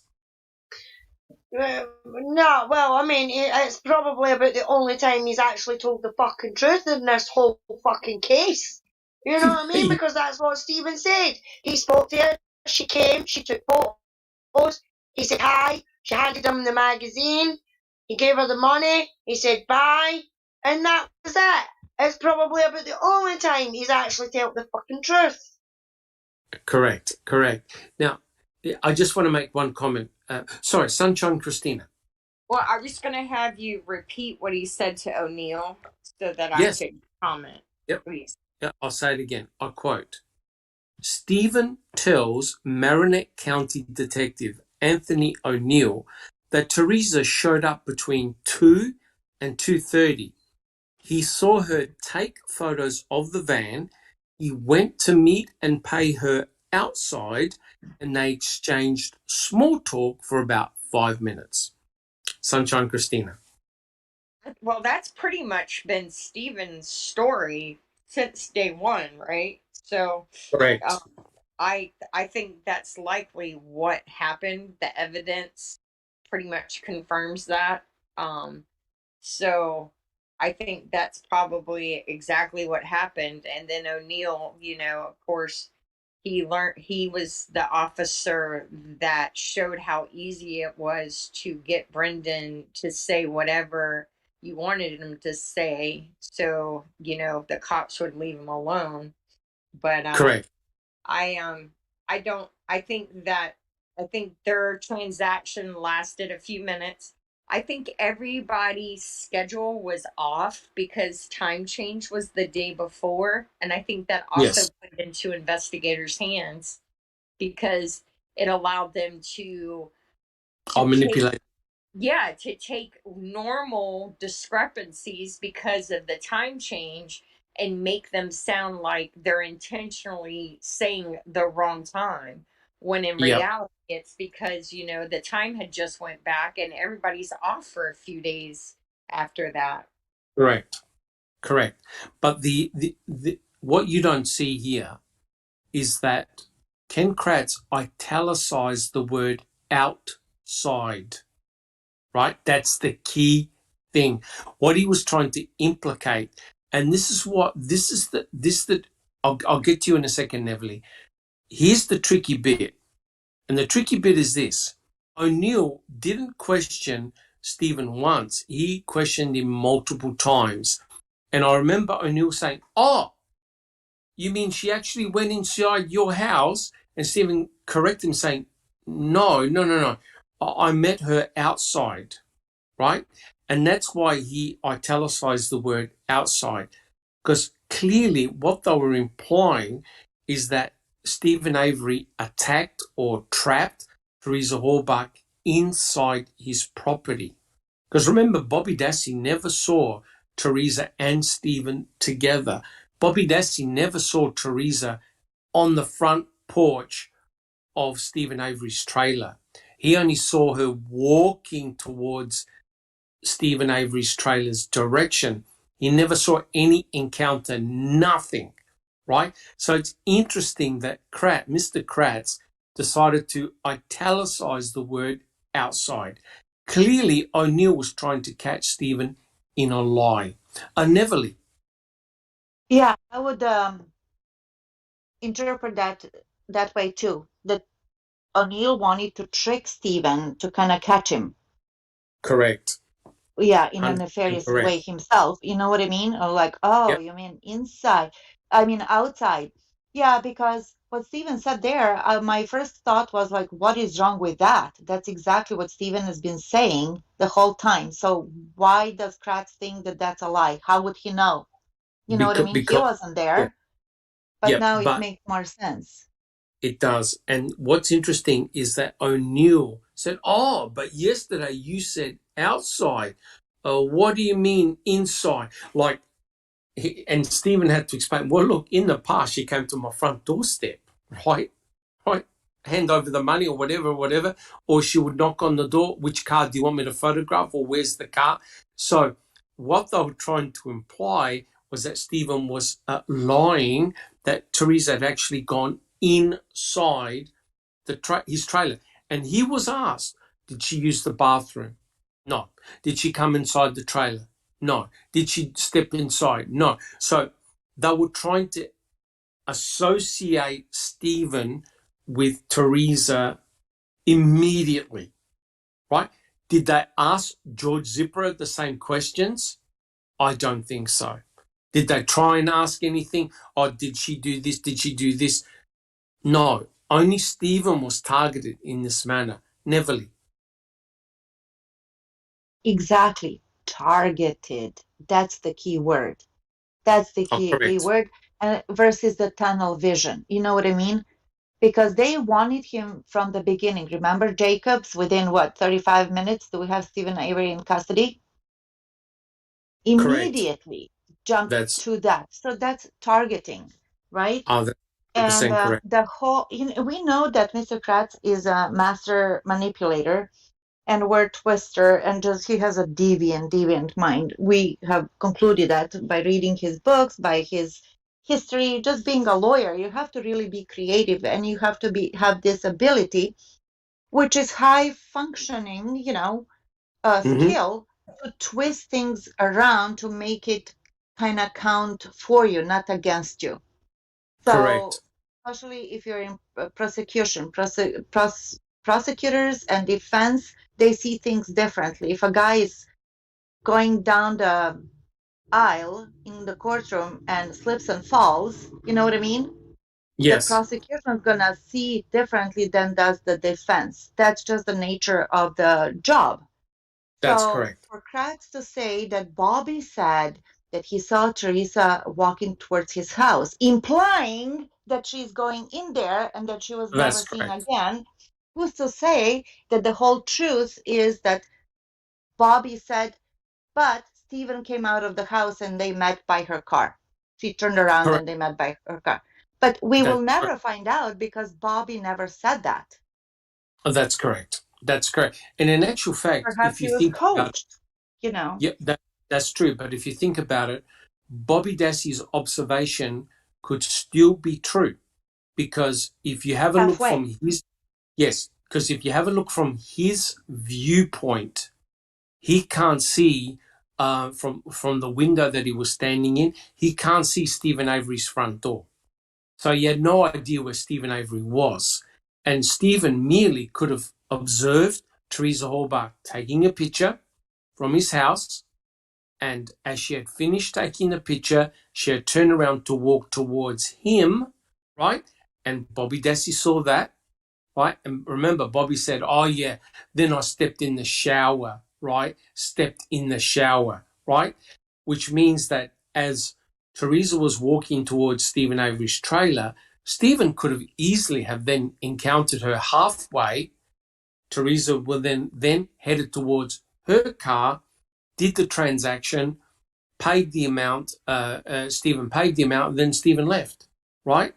But Yeah. it also means that Teresa Halbach left. That's where the issue is. Who's telling the truth regarding Teresa Halbach, her vehicle remaining there? That's what Bobby said. Or Teresa leaving? That's what Stephen said. That's the critical thing. Any more points? Yeah. Yes, because I don't know how about you guys, but after we've got to meet the real Kratz, right? And his nefariousness, as I just said, can't you just play it out in your head that when Bobby was telling, yeah, I saw her from the window and she was going towards the trailer, and Kratz would say, well, did she go in? Well, I don't know. Did Steven come out? I don't know. How come you don't know? Because I couldn't see his front door.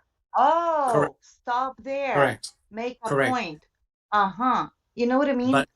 But Let's totally steer him in this direction. That's 100% correct. That's correct.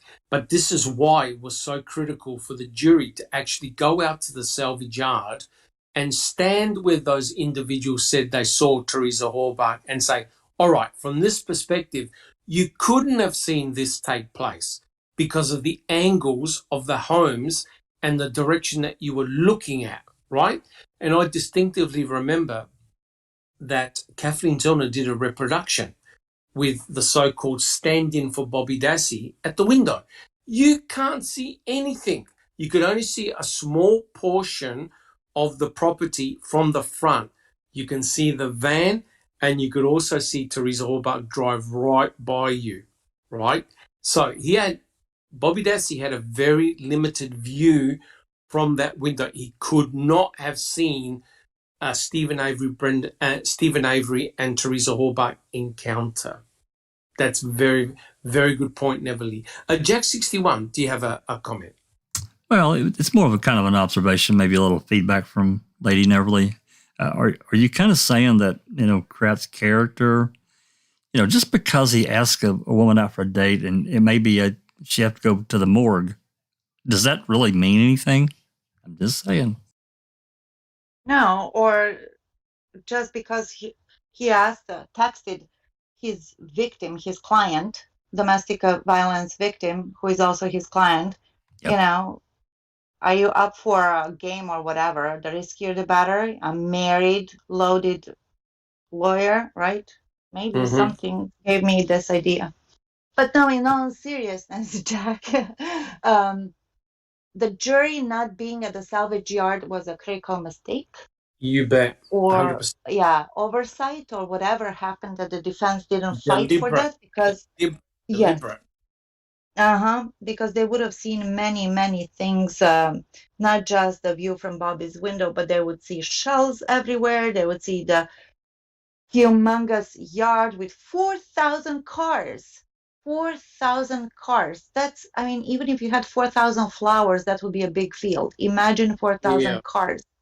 And Correct. for Pam of God to find the RAV in 20, 30 minutes, Yeah. I think it will give him a better picture. I think the jury would have burst out in laughter. Honestly, honestly, they would have burst out in laughter. Mm-hmm. Thank you, Neverly. Alice, do you have a comment? No, it was actually a comment from Mystic Jinx in the chat. She's saying, so what time was she there? Around 2:24 p.m. when he hung up after the 8 seconds, or was she there at 2:35 p.m. with the 0-second call that never even connected to Teresa's Hallback's phone? Just wondering. Yeah, this is a very, very interesting point, because we know at 2:41 her phone no longer makes any calls. Right? Her phone is basically inactive after 2:41. We know that as a fact. We don't know whether she turned her phone off, her battery went flat.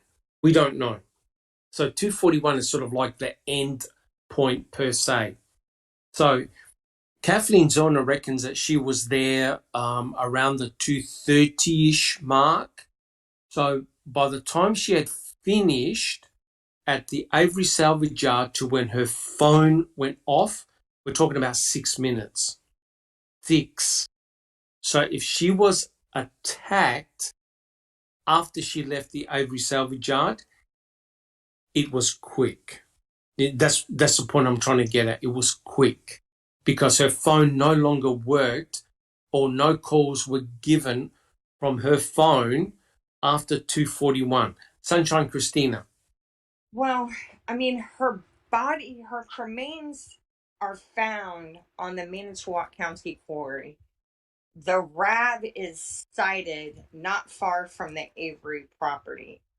So I feel confident that our theories have to be that whatever happened to her likely happened right after she finished and left the property. Because All of even it. the cell phone tower that she pinged last, the ones that, she pinged one, and I don't know enough about them to call them by name, but she pings a tower and Stevens pings a different tower at the same time. It's a Whitelaw Tower. Yeah.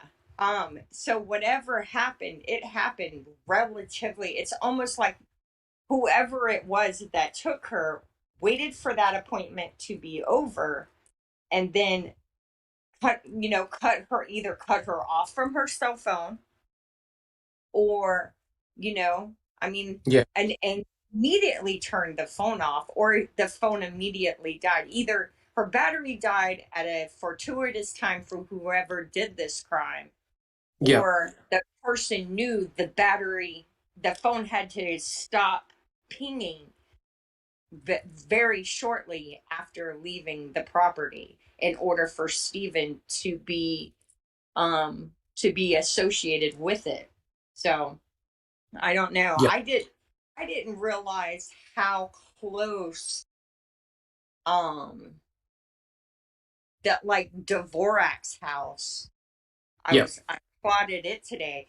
All of this is right in that same area. The Sandra Correct. Morris, Stephen Avery incident happened right up the road from all of Yes, this. that's correct. Stephen's whole entire life has been ruined in a 2-mile radius, right? Correct. Yep, correct. Now, I just want to clarify here. I'm not suggesting Bobby was involved in any nefarious activity. I'm disgusted with the way Bobby was manipulated by the state. That's all I'm saying. And it made Bobby look really bad, the way he was manipulated, because he was very much a compromised witness, in my opinion. Because, if you look at it from a perspective of what Bobby saw and said, it doesn't imply any nefarious activity by Stephen. Do you guys agree? It could well be compatible with Teresa having started to walk towards his trailer. Stephen saw that she was coming towards his trailer, and that Stephen went to encounter encountered Teresa Halbach and they headed back towards her vehicle, and then he went back in. It's clear that Bobby said that he had left to go bow hunting, right? But what you cannot escape is this. Time-wise, and I've always said it, and you could work it out from first principles, time-wise, Bobby, Scott Tadich, and Teresa Halbach were all in the same area at the same time. That's all I'm suggesting, right? Now, I feel very sorry. I feel very, very sorry for Bobby because he was put in a very bad situation by having to testify because Ken Kratz used it against Bobby's own uncle. And that's despicable, right? So this is where the story diverts 180 degrees, right? Bobby said, oh, yeah, I saw her walking towards Stephen's trailer. And Stephen says, after the transaction, I saw her leave. I noticed that my nephew's blazer was gone. What happened after that is pure speculation. Guys, do we have any other comments? Jack 61. Sorry, Sammy. Well, Barb is saying that, everybody in that whole family was manipulated. We know that. We're here because we want to try to crack this wide open so the whole entire world can see it for what it was. Correct.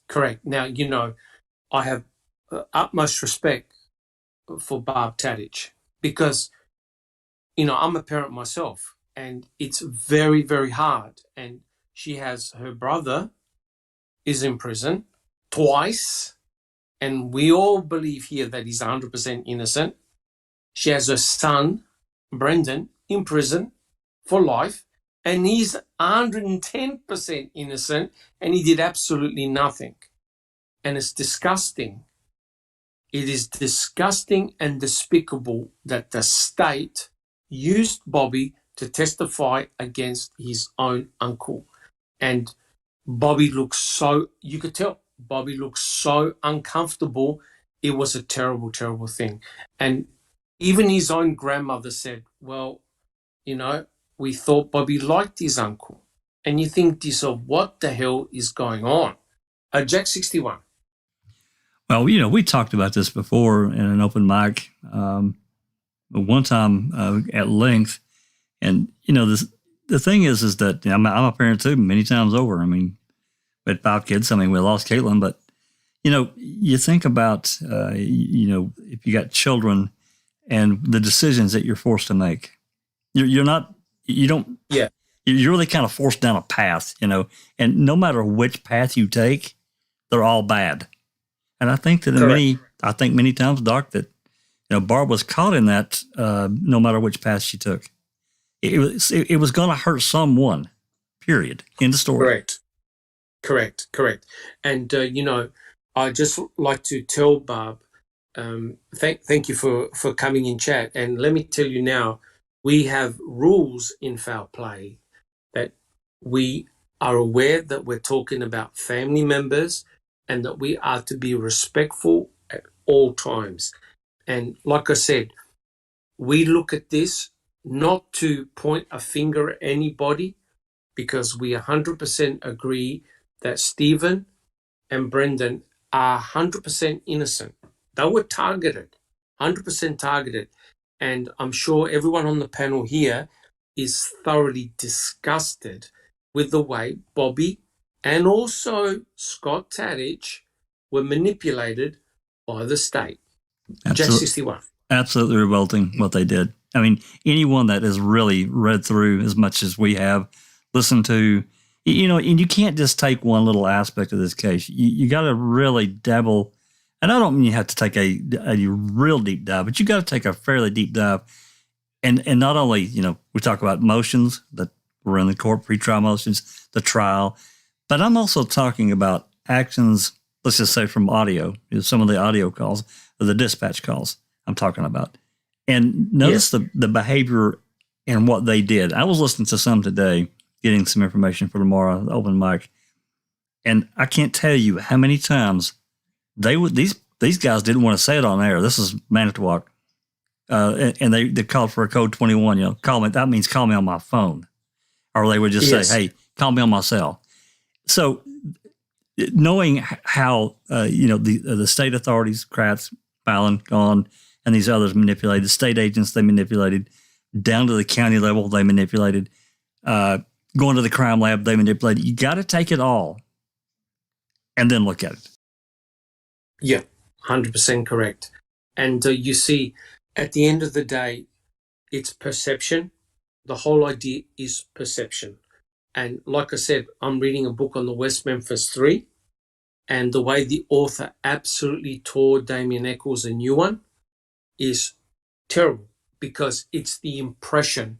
And that's why I applaud what the directors did for Making a Murderer, because they gave both sides of the story, and they gave an aspect of how it was like to be in the families, the Avery and Dassey families. And it was terrible and tragic. Alice? Oh, no, sorry, Doc. That was a mistake. No worries. Jack 61. And did you have some you wanted to disclose? Pictures? Well, yeah, I got those that I want to put up if you're okay with it. The blood photos we were talking about a few minutes ago. But to add to this, what we're talking about, we can never forget the media impact. And anyone that's watched N64's channel, he's got dozens of the, and a lot of them we couldn't capture, but he got a lot of how impression is exactly what you just said, of how the Averys were portrayed, and it's just terrible. It's awful, because that alone, that goes again to sway public opinion. And this is coming from the media. So anyway, I can put up these photos whenever you want. There's 4 of them to show what Kelly had done. Yeah. I really would love to have Kelly come on. Look, maybe we could do it next week. I'd like to have Kelly actually join us to explain the pictures. Works for me. Kelly, can you let us know whether you're happy to do that? Come on our podcast, and or maybe even an open mic or whatever, and we can discuss it. I really would like to have Kelly just explain what she did, because, pictures are worth 1,000 words. But what does everyone think? Well, it would be better for her to do it that way, because, I can put them up and, she's trying to tap in chat really quickly, and it, something is always lost. But I think you're right. It would be better if she came on. So.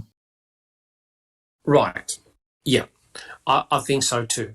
Because what I like to do, guys, I like to do one more response, then we'll close the podcast, because I'm conscious of the time. But it's been a fantastic discussion. And again, Barb, thank you so much for joining us in chat. And look, our hearts bleed for you, because this is a terrible, terrible situation.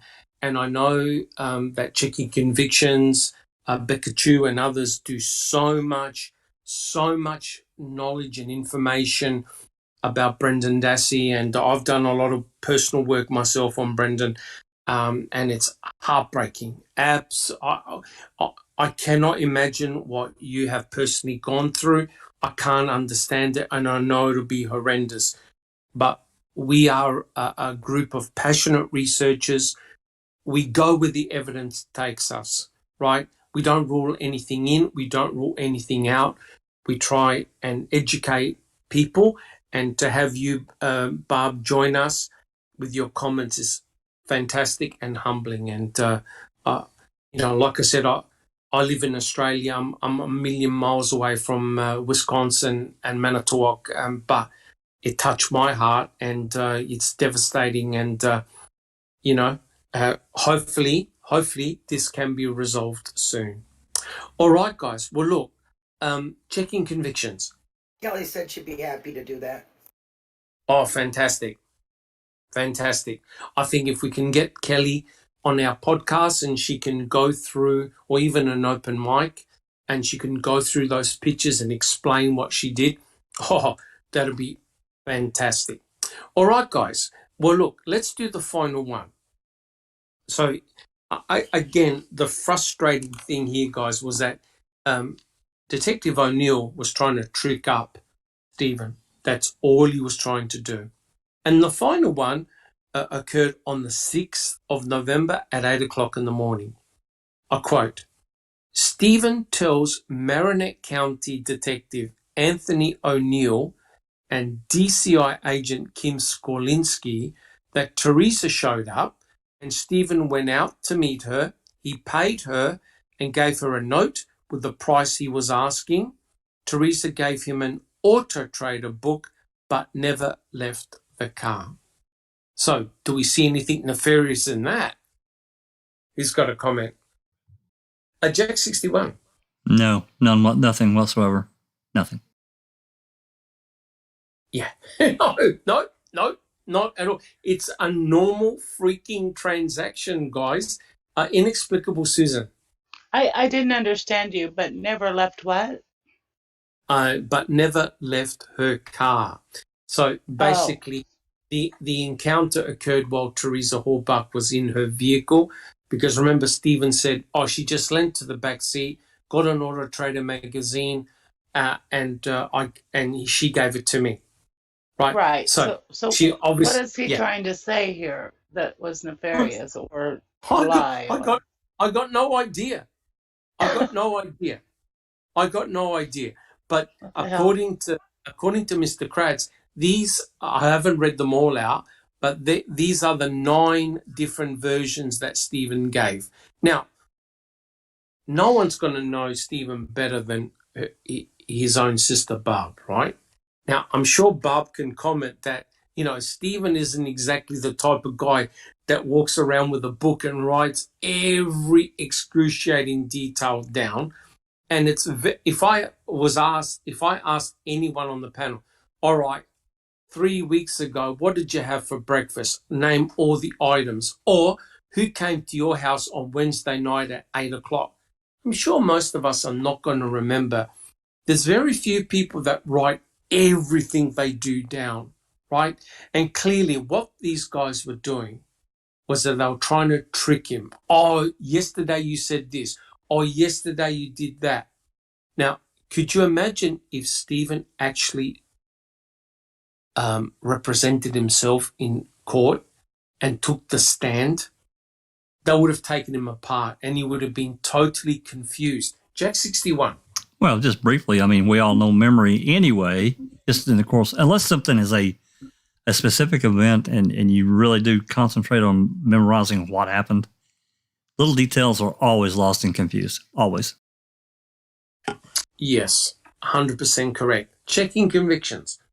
Well, I've been to court before, and I can tell you it's nerve-wracking, even if it isn't for something as serious as what Stephen was up against. So I cannot imagine him being up on stand. I just can't. It's nerve-wracking. You can't remember. You're nervous. There's things going in your head. You got one lawyer saying one thing, and then your lawyer saying another. It gets very confusing. Correct. 100% correct. And that's why now police officers are meant to wear body cams, and that's why now insurance companies are saying, oh, no. If you want to be insured with us, you need to have a car camera, because people's stories, people's recollections are so different.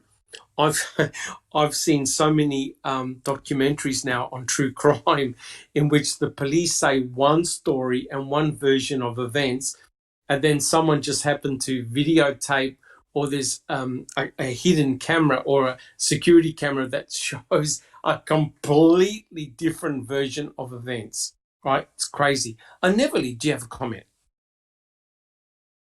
The idea of Stephen going up on the stand and testifying, I think it's a good idea that he didn't. I wanted him to do it because he really stuck to his story and he was strong during the interrogation. But then just to juxtapose to poor Brandon, what happened to him during the interrogation and how he was just mauled over mauled over by those two bastards. And then he had the balls, like a true man, to stand up on that stand and to defend himself. Unbelievable. I was so proud of him. We all were proud of Brandon for doing that, because it's scary, as Linda said, checking conviction. It's scary even about a minor thing, a traffic ticket or whatever. You don't want to say something wrong. You know what I mean? You don't know where they're going to get you. So you're just like sticking to it. And even the whole truth and nothing but the truth can totally be twisted, as we have seen with Stephen and with Brandon. So kudos for you, buddy. Correct. I mean, I'll tell you the truth. Tom Fallon is a scary bastard. He's very intimidating, and I'll tell you, he can fit straight into Star Wars as one of the super bad guys. And yet Brendan took the stand, looked at him straight in the eye, and said, "I recant all my testimony. I never did any of that."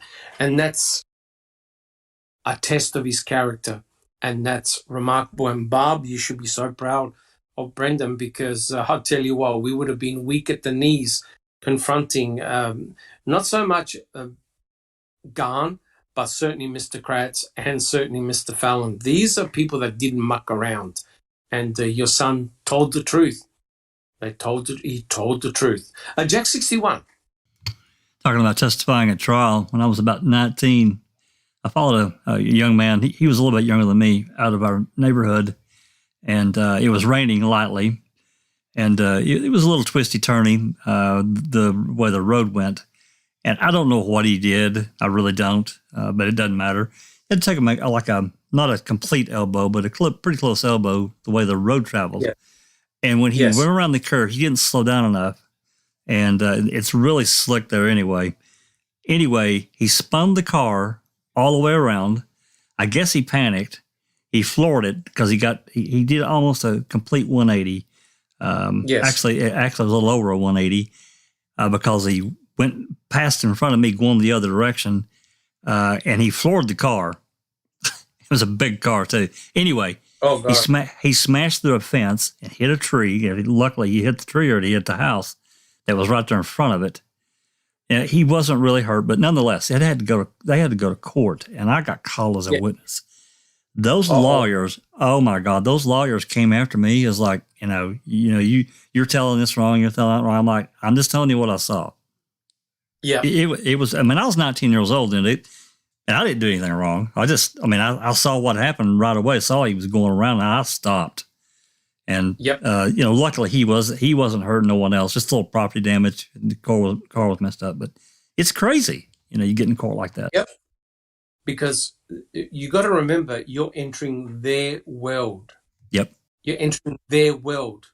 You leave your world behind, and you're entering into a world of law enforcement and criminal justice system. It's their playground, and you play by their rules.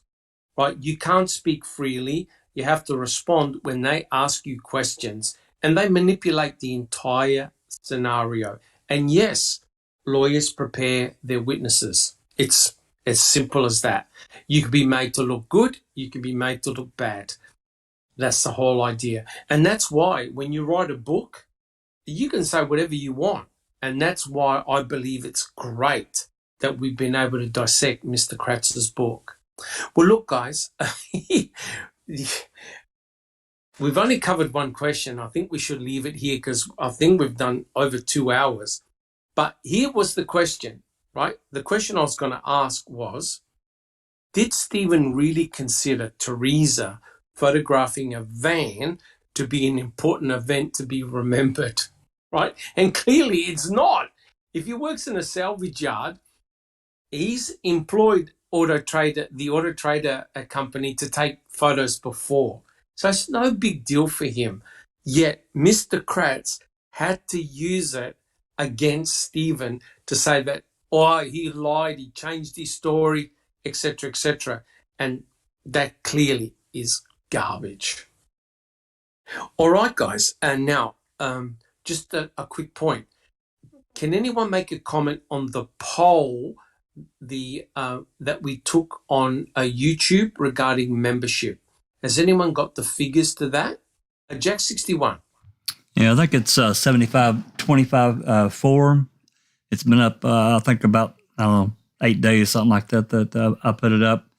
So, everybody that hasn't seen it, it's been the holidays and so forth and so on our community page, there was a poll talking about the join button. And this is, again, I explained it. I actually put I linked it to where you can kind of see the join button basically allows our followers to hit the join button. And you can pay a very small amount for a few added perks to YouTube. I don't know what all of them are. Linda might be able to explain them a little bit more, but there are some added perks to doing this, and it gives us, as we do our videos, a little bit more income versus the regular ad revenue that we get, which is really not much. But it helps us to pay for documents and FOIAs and that kind of thing as they come along, and other things as well. So everybody, please check out the community page and make a vote. Comment if you want. Perception being, we don't want to ever think, and Doc can talk about this a little bit more if he wants, we're not in this to make money. That's not it at all. It's not like that. But to help us to do what we want to do as a community. That's all it is. Correct. Can I just add that it doesn't change anything for the viewers that don't do it. You still get everything that you get from us now. It doesn't change a thing. Correct. I know a lot of channels, they say, well, if you're a member, you get exclusive content, blah, blah. No. We don't want to head in that direction. If you feel like you want to join or contribute or something like that, any of your contributions, we keep a tally of. Everything is recorded and everything is documented. And we have a panel that we go through people's requests to spend that money judiciously, and most of it is for 4 years because unfortunately documents are not for free. Jack 61. I just wanted to add, because the question came up before, the poll is completely anonymous. No one can see who votes which way or the other, so feel free to vote your conscience, whatever. I just wanted to put that out there. Yes, awesome. All right, guys. Well, look, like I said, we've only covered one question, but I think we'll leave it there. We've covered a lot. We've covered a lot of topics, and all of us want to personally thank Barb for joining in the chat. Thank you so much. And like I said, it's this case with Stephen and with Brendan. These are terrible cases to deal with, but like everyone, we're here to search for the truth. We both believe in that Stephen and Brendan are completely innocent. They should be home, right? And it's disgraceful because these things, they destroy families. They really do. They destroy families. So, guys, what I'd like to do is we'll stop the podcast here. And I'd like to thank everyone, especially our newly selected staff members, admin and mods, for your fantastic effort. And, the important thing with foul play, guys, is feedback is very important. And if you have any suggestions, come to our Discord channel. We take everything on board. And if you can improve foul play in any constructive manner, please let us know. We'll try our very best. Well, look, guys, what I'd like to do is quickly go down the panel. Tell us how you are and what you've been doing the last couple of weeks. Alice.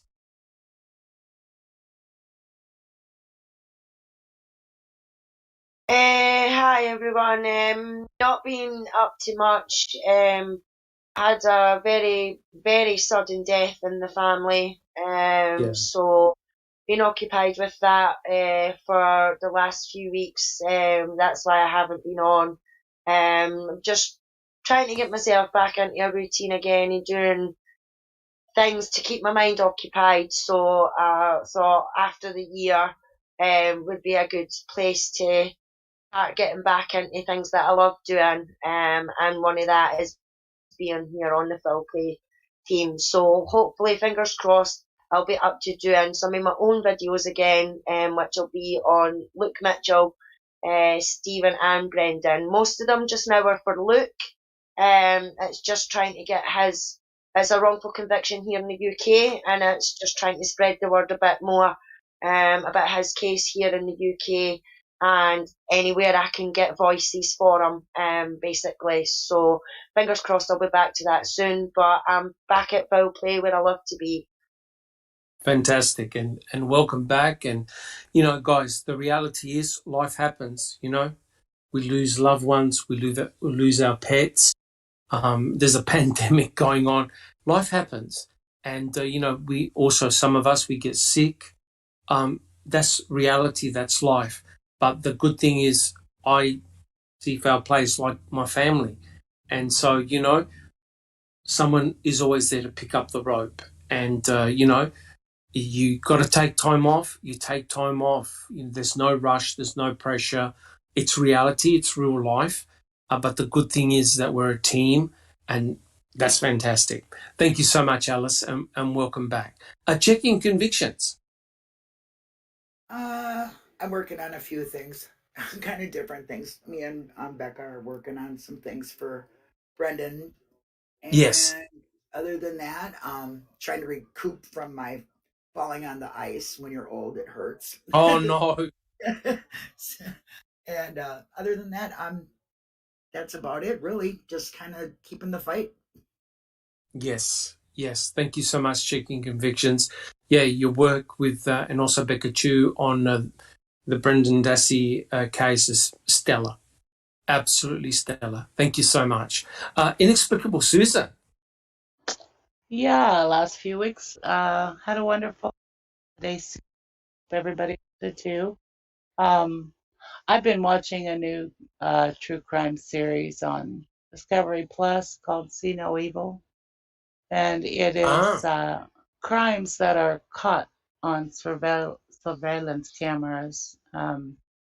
It's very interesting. I just wish there had been cameras all over that Avery salvage yard. Oh, God, yeah. Oh, God, yeah. Yeah. God, yeah.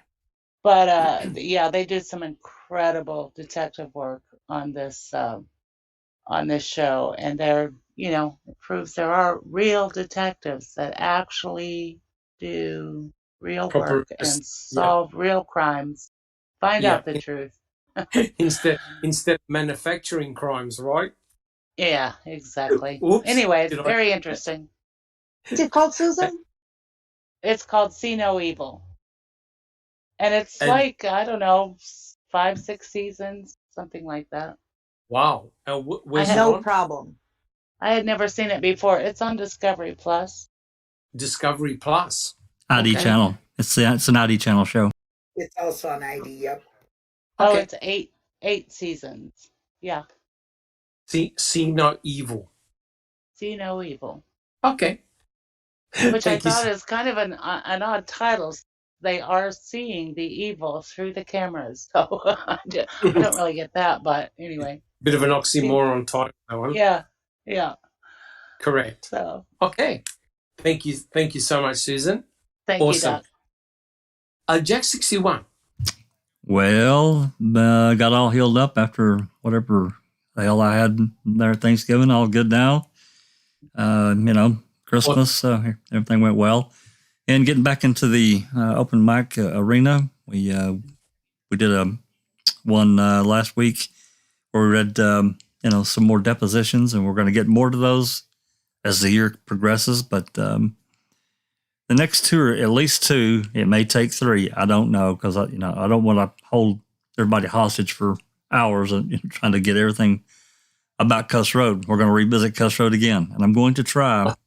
The only real way I need to approach this is to do it by day. You know, when did they first hear about Cuss Road, and try to see what they did that day as much as I can. Hopefully, I'll try to capture, you know, the bulk of what we have through police reports or, you know, case reports. Amazingly, I will throw this in here, For the CASO investigative report, there are 4 mentions. There are 4 reports of Cuss Road, and that's all. Of course. Nothing happened at Cuss Road. I'm saying, Jack, your podcast will run 30 seconds. Yeah, we're done, right? Here we're done. But we'll have, we'll do the photos that the Wisconsin State Trooper Reconstruction Unit did. We're going to talk about that some. But I felt that was a good way to approach it. I'm also going to have there's going to be some dispatch calls that we're going to listen to from both Manitowoc and Calumet. So it should be good. Hopefully we can get it done in 2 parts. It may take 3. We'll see. Awesome. 3 Central tomorrow. Thank you so much, Jack61. And Neverly. All is well in my world. Thank you very much. Had great holidays, really mellow, caught up on Netflix and Prime.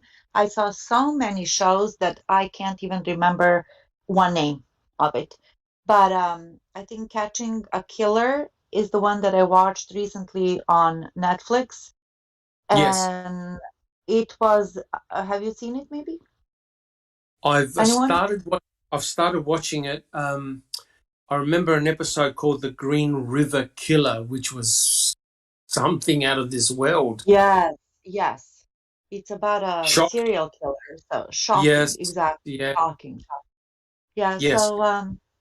So keeping it, real, murder, dismemberment, mayhem. That's my jam. All the good stuff. All the good stuff. And let me guess, you're not addicted. Who, me? Yeah, right. No one on this panel is addicted, thank God. No, thank you so much, Avery. You're welcome. Thank you so much. Sammy, how about yourself? She's driving. I've been doing really good. Yeah, I've been doing really good. Just kind of diving into some stuff and watching the same thing I think Neverly's watching too. But I've been trying to learn more about investigation techniques and protocol and criminal psychology and electrical engineering. Wow. I'm just trying to stay busy. Yeah. Just trying to stay busy. That's the best way. Thank you so much, Sammy. Sunshine Christina. Hi, everyone. Just normal stuff. Fighting with guilters on Reddit. We had our first episode of the Crime Theory Exchange since the first of the year. We didn't really have one in the month of December because of family stuff and the holidays. And we were discussing prosecutorial and investigator deception and how that contributes to wrongful convictions. And I'm trying to generate discussion on what we as members of society can do to try and advocate for stricter rules for investigators and prosecutors who knowingly are deceptive to the media and jury, like we see in this case. Yes. Rhonda was on and she was discussing it about Daniel's case as well. I think that we are the people who can advocate for change if we make enough noise, right? So correct. And for sure, halting prosecutorial and investigator immunity in these cases is a start. We went over the Anthony Jakes and Adam Gray cases out of Chicago. They were 2 juveniles, both victims of false confessions. And those cases are as tragic as Brendan Dassey's. Oh. And it's just sad that judges are so intentionally ignorant to common sense to keep these men in prison when it's obvious they're innocent. So we're going to do a part 2 next week. We'll probably do it a day prior. We'll probably end up doing it on Tuesday if that works out. But other than that, just researching Gregory Allen and making a murderer stuff. Yes. And I also stated that you are a very active contributor to the forum. on the website. You put a lot of good information on the forum, and I implore everyone to go and check it out. Really good stuff there. Really good discussions, Sunshine Christina. Thank you. I'm working on one as we speak that I'm trying to get posted. So awesome. Hopefully it'll be up tonight or tomorrow, and I can hear your thoughts on it. I look forward to that. They're always a great read. Thank you, Sunshine Christina. Zoe.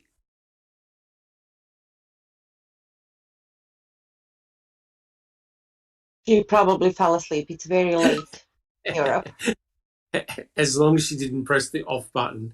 Fantastic. Well, look, guys, again, thank you so much for coming to join our podcast.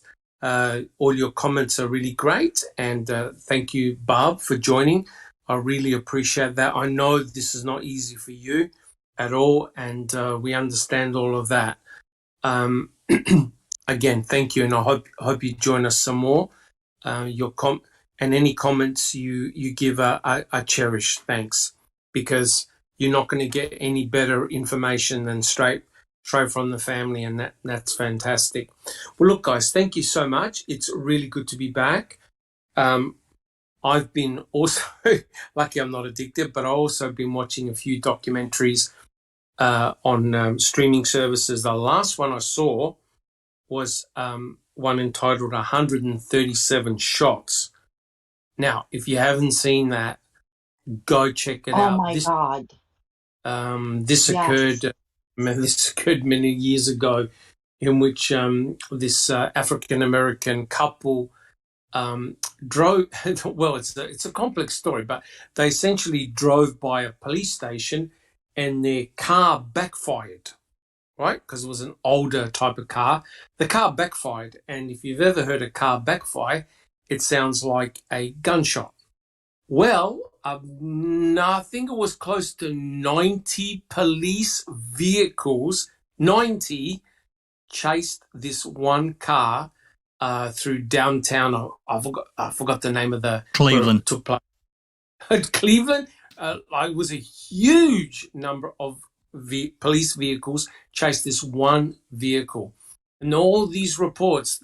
Oh, we saw a gun, they shot this, and another officer, no, it's a soft drink can. It's all this sort of stuff. Anyway, this car ends up being tracked, slowed down, I think near a school, and it was a shooting gallery. The car got shot up, 137 bullets hit the car, and one officer stood on the hood of the vehicle, and I think he shot 15 shots directly into the two occupants. 15 shots, and they show pictures of the car completely riddled in bullets. And guess what, guys? There was no gun. Nope. The victims didn't have a gun. And what's even worse was the investigations that took place.